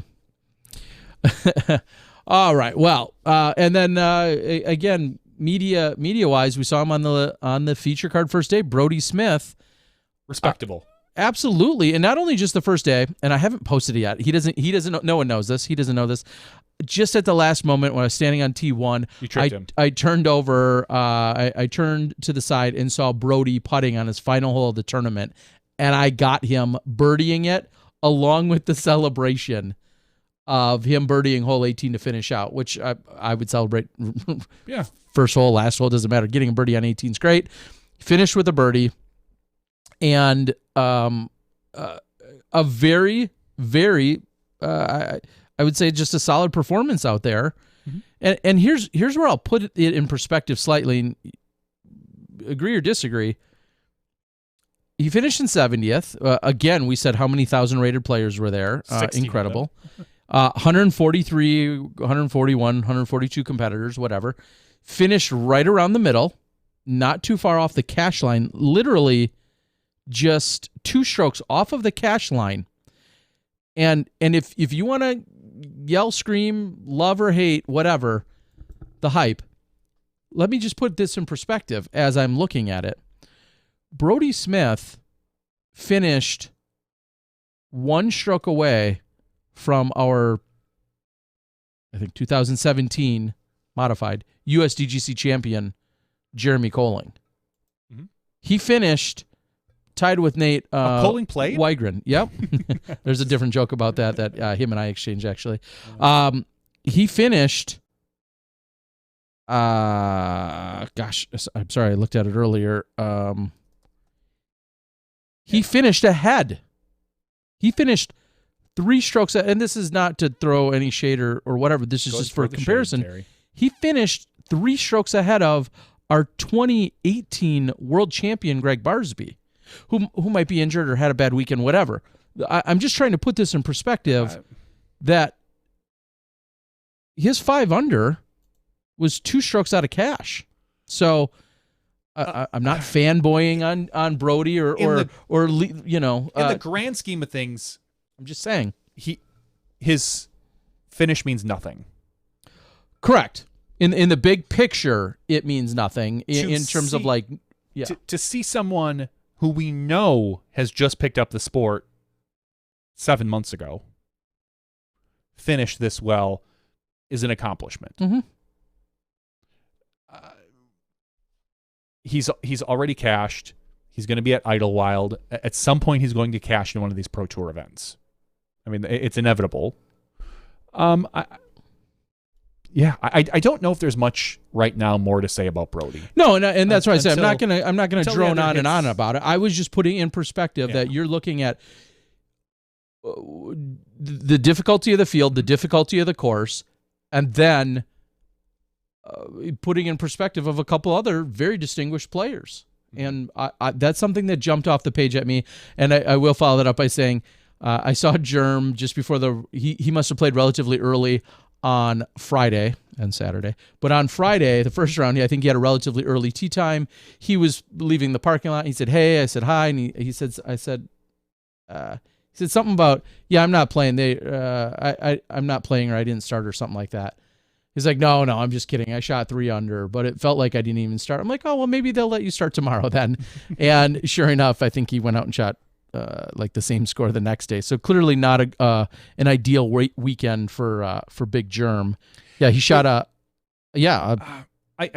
3 down, a 3 down, and an even. So I'm going to get some hate for this. Oh, gosh. Let me throw out a disclaimer. Johnny V's are the thought of his own. If he says something stupid or inconsiderate, don't blame me. Send him the guys messages. That were at the top of the game 5 years ago. Okay. Your Yuli's, Germ. Are we ever going to see him win again? A pro tour? Sure. I think we will. And I just asked that. Barsby's the defining answer to that. Barsby, yes.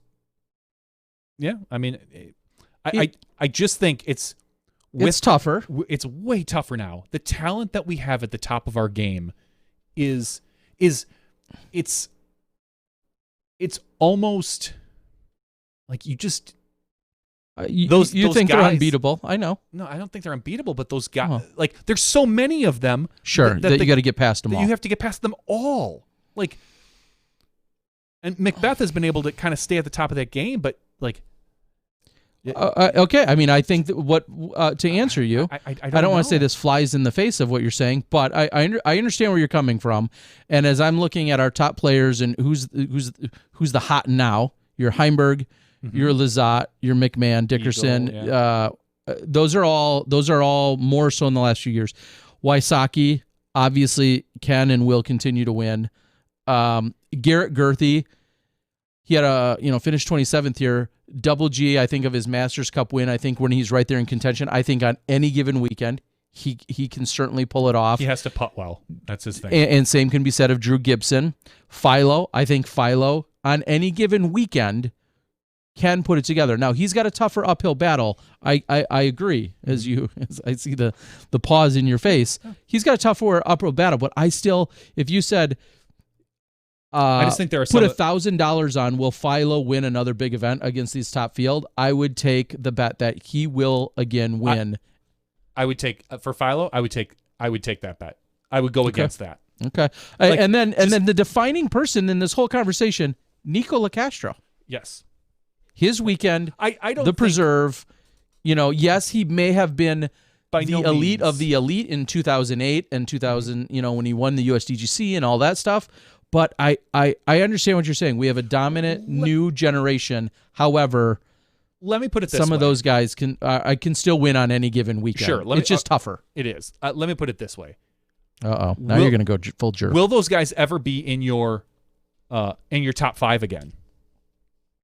Are they ever going to be top 5 golfers again? Like, if you look at the list of if we look at the next 15 to 20 Pro Tour events, Nico, Germ, Yuli, are you ever going to look at them and go, that's a guaranteed top 5? Or that's a guy you're almost certain is going to take, like we do with Ricky, Eagle, Simon, Kelvin, Paul. Like, those are guys right now that I look at and I say, there's your top 5. Mm-hmm. Are they done? Are those guys done for that avenue? I'm not going to say that they'll never win a Pro Tour event. I think you already did, but no, I asked if they were going to, but because I do, I think you could definitely see one of them win an Idlewild, win a Waco, like Germ has done this 2 years ago or 3 years ago, whatever it was now. Mm-hmm. I think you might see these guys pop off a particular win here or there, and that's fine. And I'll be right there cheering them on. But is our sport moved so fast that those guys are being left behind because of the power and distance that is being thrown now. That Germ and Yuli just don't have. They don't have, like, Germ throws pretty far, but he's still not a Calvin. He's still not an Yuli. He doesn't have that sort of power throw. He's got a distance throw, not a true golf power throw like those guys. I mean, he's still an elite golfer. But you have to wonder has the sport moved so quickly that suddenly those guys are old news? Like is it going to be shocking now when they win? Like it was shocking that Nico won. Are we going to be shocked when Germ wins? Are we going to be shocked when Yuli wins? When Philo wins? Like, oh, wow, look, it's still possible. Like, I don't know. It depends. I think it depends on a lot of it depends on the course. In that regard, and then I think the quote unquote shock value will resonate based on your personal age and involvement in the sport. Yeah, like to say that Nico, I wasn't shocked when Nico won the Preserve. I think others might have been. Yeah. I wasn't shocked when he won the Preserve. Was it? Would I have called it? No, but I also wouldn't go as far as saying I was shocked when he won it. So I guess it depends on your age and involvement, and again, who you're familiar with. If you've come into disc golf only in the last 3 years, then you might have been more shocked to have a Nico win because you don't know of his previous prowess and his achievements and his accomplishments, and all you know is Dick and Heimberg and Kevin Jones. Those are the people that you know more of. For someone like me, maybe I'm calling out myself for being old. No, I won't be shocked if any of those players we talked about pull off a win. Am I going to call it or expect it? No, but I won't be shocked. So you're saying that because I think if Philo won Idlewild, I think that would be I think that would be relatively shocking. See, and I don't. I think shocking is too strong of a term. Okay, maybe too strong of a term because he's clearly a great player and he's playing at some of the best golf he's ever played, and he's still barely cracking top tens in these huge events. Like, I don't know. It just feels like too many people need to make too many mistakes for some of these guys to win. Yeah, the mountain has gotten at some of these events. Again, it all depends on the course. Like Maple Hill, I kind of feel like that's a course that Philo could go out and win. Sure, just like Idlewild. Yuli. You don't. Idlewild. See, I don't know why you would think that his chances are lesser at Idlewild than they are at Maple Hill. I think they're right on par. I think Idlewild, you still need. You can still throw with a lot more power, with a little. There's a few holes there. There's more holes out there where I think you can throw with power and a little less abandon than you can at Maple Hill. Maple Hill is, other than hole one, it's like it kind of feels like it's all technical, as opposed to Idlewild, where there's a handful of holes that just flat out power helps you out. Now you need to place that power because there's OB, but I mean, Idlewild is a dangerous course. There's a lot of garbage to get into in that course, and yeah. Makers Telemarks calling for Simon to take down Maple Hill, guaranteed. I would wager you, Makers Telemark, and that's no shade at Simon, but I'd take that wager if you want to throw down 10 grand on it. No, all right. I don't know. I think any one of those guys could win Idlewild. I think any one of those guys could win Maple Hill. For instance, I think both of them. Both of those events could prove just that. So, moving on, someone had earlier mentioned, Tim had said, does the Disc Golf Pro Tour Championship carry more weight this year because of the short year and no NTs? And I guess my one, before I also say no, like I did on the board, the only clarification I would ask is, does that specific event in Charlotte carry more weight, or are you asking if being crowned a champion carries more weight? And I guess, unfortunately, I'd say no to both. Correct. I still don't feel like the players take that event seriously, as serious as they could. Maybe, and I wouldn't answer for that reason. I would answer and say, it's still a prestigious event to win, and whether they're tired or taking it serious or not. I would just say I don't feel like though that just makes up for not having NTs. No. I think it's still important. I think it's a great event. Yeah, I'm just saying I 100%. don't think it replaces any of the feels by not having an NT series or championship though either. So I'm not sure. All right, Maker Sell Mark. Sounds like we got an official bet here. He's saying how much, $10. Terry? $10. I'll take you on $10. Somebody mark the tape. Mark the tape. A $10 bet has $10 bet has officially friendly been $10 made. Monopoly bet. Because we don't promote gambling until it's legal and I can make money on it. Yes, on that stuff. Skipbase.com. Yeah, I don't know.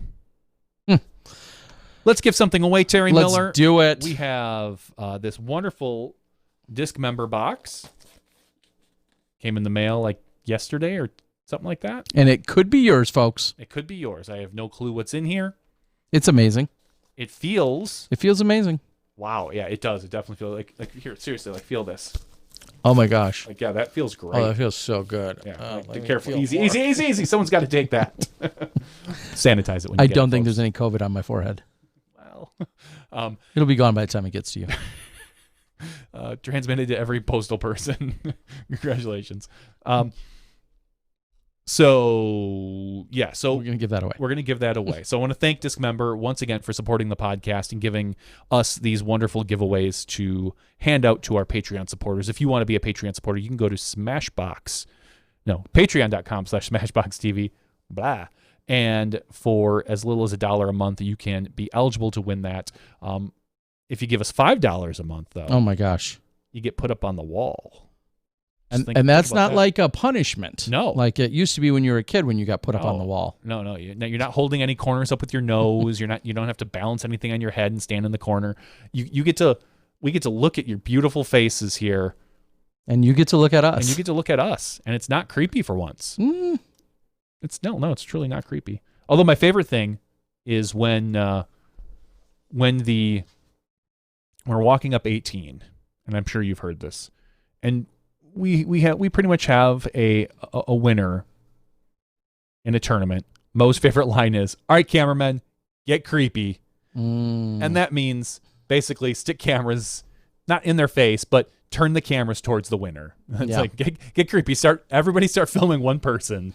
So I always get a kick out of that when we say get creepy. Get those raw emotions. Get the raw emotions. So we are going to draw a number from random.org for between 1 and 199. We have 199 eligible play pro. I'm already just gonna pick it. Go for it. Two. I was going to say that. 2. We had 2 great guests tonight. And Elwood Widboom took second. And Sure. for some reason I thought this was Eagles' second Pro Tour win. Which I think is incorrect. I think it's incorrect It's as his well. second this year, right? It might No, be. maybe not. He didn't win. Anyway, either way, I had 2 in my brain, so that's what we're going to go with. How'd you sort them tonight, Johnny? By first name this time. By first name. So Not if, 77. We're going to go with 118. Oh, I'm going to guess that name starts with 118. an.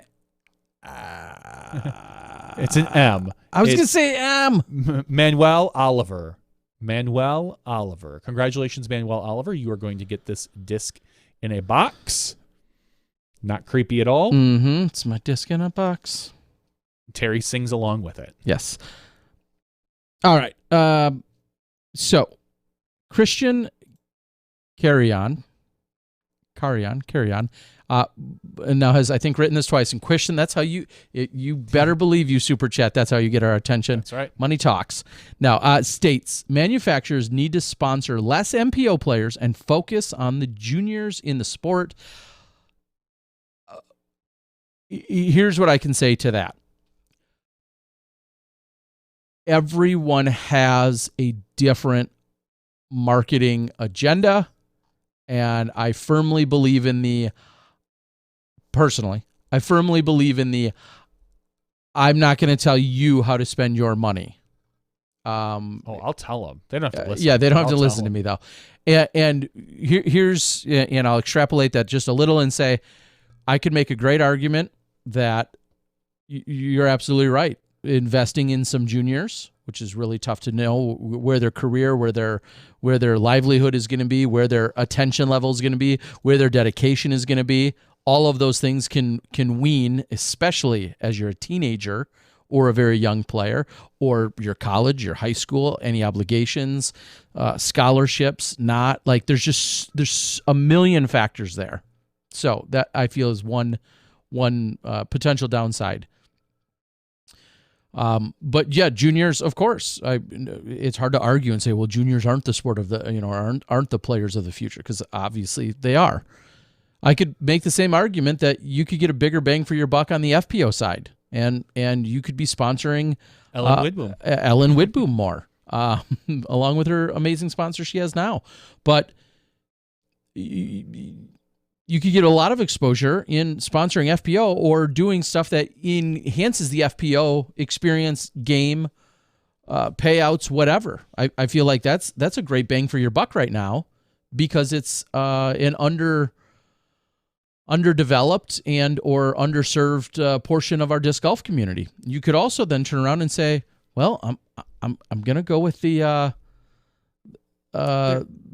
Michael Jordan, LeBron James, Kobe Bryant mentality of, we're gonna sponsor the best players in the game.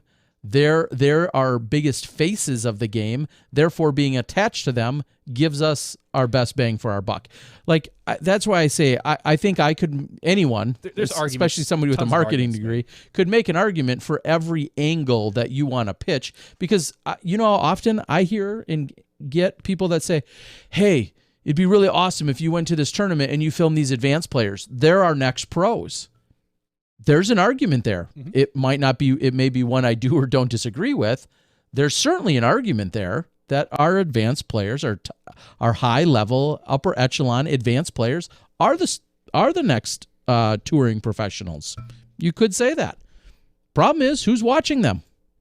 What are you trying to get out of it? Are you trying to sponsor someone early and then follow them and support them throughout their career? Because then that might be a good method.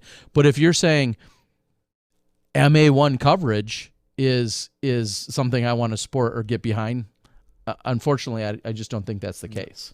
And obviously, manufacturers need to look at their reputation. Their reputation. If you're sponsoring a ton of juniors players, are you going to be the company that sponsors junior players and say, oh, cool, you're not a junior anymore? Maybe that junior starts to look at other manufacturers. It's like, well, I'm not a junior anymore. I'm not going to be sponsored by SmashBoxx, because they look at all the juniors they sponsor, but they don't really sponsor many big pros. There's something to be said about that mentality too, whether it's a public perception or whatnot. Second of all, totally right. Eagles' second Pro Tour win. He won the Memorial last year, and then now the DGlo. That's it. Yeah, he won back-to-back NTs. Mm-hmm. But that's a compliment I'm trying to give you, then, Eagle, because I'm shocked. He thought that is only your second Pro Tour win. Yes, good job, Johnny V, on the research. I thought I was right. Nailed there, it, but I wasn't confident. Not gonna lie, that's fair. Wasn't confident. Hedging your bets. That's a good call. But I'm gonna I'm gonna go on a limb and say I bet she has a pretty good upcoming weekend. Oh, and to follow this up, as Tim Courts says, MA50 is where it's at. Tongue in cheek, funny or not, you know how many people also message, hey man, it'd be really great if we had some coverage of Masters coverage. They're MP40. They built this sport. They built this sport. Our MP50s built this sport. They're our pioneers. We hear plenty of that. I hear plenty of, hey man, these MP40 or FP40 women are also the pioneers of pro women. Des Redding is a 3-time world champion, and nobody loves Des like I do, but that is a conscious decision that, from a marketing perspective, whether you're on the sponsorship side or the media side, you have to make those decisions of where you want to put your dollars and you want to get the most bang for your buck, or whatever your motive is. Maybe it's not a direct return. Maybe you'll have an ulterior motive, and that's fine too, and that can benefit someone. But I could make an argument that any given division deserves more recognition, and here we are. We have 2 or 3 camera crews, and there's only so many hours and recordings in the day that can go around. And I'll say it, and I've said it for years. I wish we saw more crews and media directives that then focused and honed in on exactly what you want to see more of. If you are the biggest advocate in the world of FP40 golf, which I fully support and applaud, pay a camera crew, create your own camera crew, whatever, to then support that specific mission and agenda and motive. I'd love to see it, but that's what it's going to take. Stokely making a comeback. We see him kind of making a post. He got smacked down by Ron Converse in the challenge. Stinging a little still. And then I know he made a comment the other day that he is eligible for MP50. And yes, and when he says that, it does make me think, where does time fly? How does time fly that he's eligible for MP50? That is a little bit crazy. Matt Pipke, you're welcome for a great show. Well, don't go too far, but you're welcome. Thanks for joining us tonight. And Tim said my comment about MA 50 or 60 was a joke. No, but I mean, I'll admit to you, like I do hear that a lot. And again, there's a case to be made for literally every division. Hey, all the guys that are playing MP60 right now are the guys that designed all the courses in the area. They're our godfathers of their Pennsylvania disc golf's, godfathers. They deserve credit and recognition.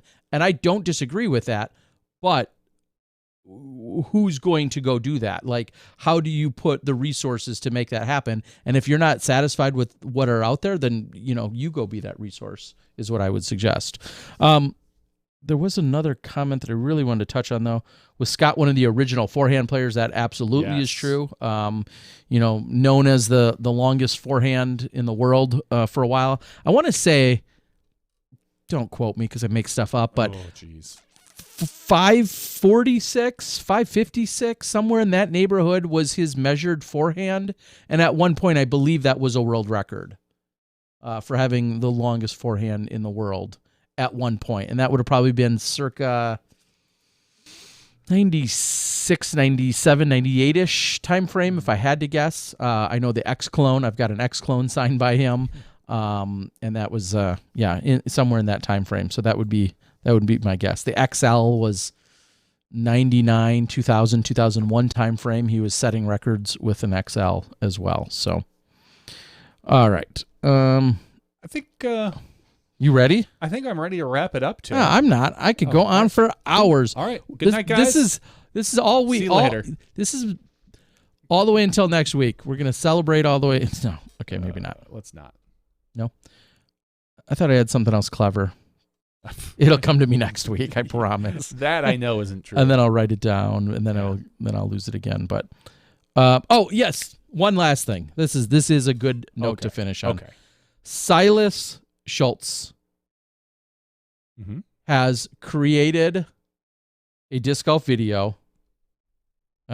He used some of my footage. He used a bunch of different footage. Silas Schultz has released, go blow this up, folks, Inside the Mind of Nate Doss. I saw that pop up, and I honestly thought it was like an old reference to when he did his video Inside the Ropes for USDGC, and so I ignored it. I didn't realize it was a Silas Schultz has put together. I'm putting him on blast as hilarious. It does deserve more likes and views than it's gotten at this point. I'm gonna have to go out and watch it. Go out and watch it. Do yourself a favor. I want to say it's 4 minutes. He released a slightly shorter and a slightly longer version. I think the long version's 4 minutes. Okay. And go find it. I wish I had it handy to, go find it. Inside the Mind of Nate Doss. Silas Schultz does some just amazing work. Huge shout out to him. I haven't given him enough props for it yet, and he didn't pay me to say any of this. It's really good. I can appreciate the heck out of it. And I'm going to work on some DGlo bonus footage. Shout out to Dylan and Dustin, who covered a card on Saturday. They covered a card on Sunday. And I'll edit those together and release those for you guys as some additional DGlo bonus footage. Maybe during the next pandemic. That's when it gets released? Yeah. No, it'll get released in the next few days. Okay. All right. For Johnny V, Terry Miller, the Disc Golf Guy, this has been Podcast 308. Our after show action. We look forward to having you guys join us next week. We all get a little older and less beautiful. For Johnny V and Terry, we'll see you next week when you step inside the Smashbox.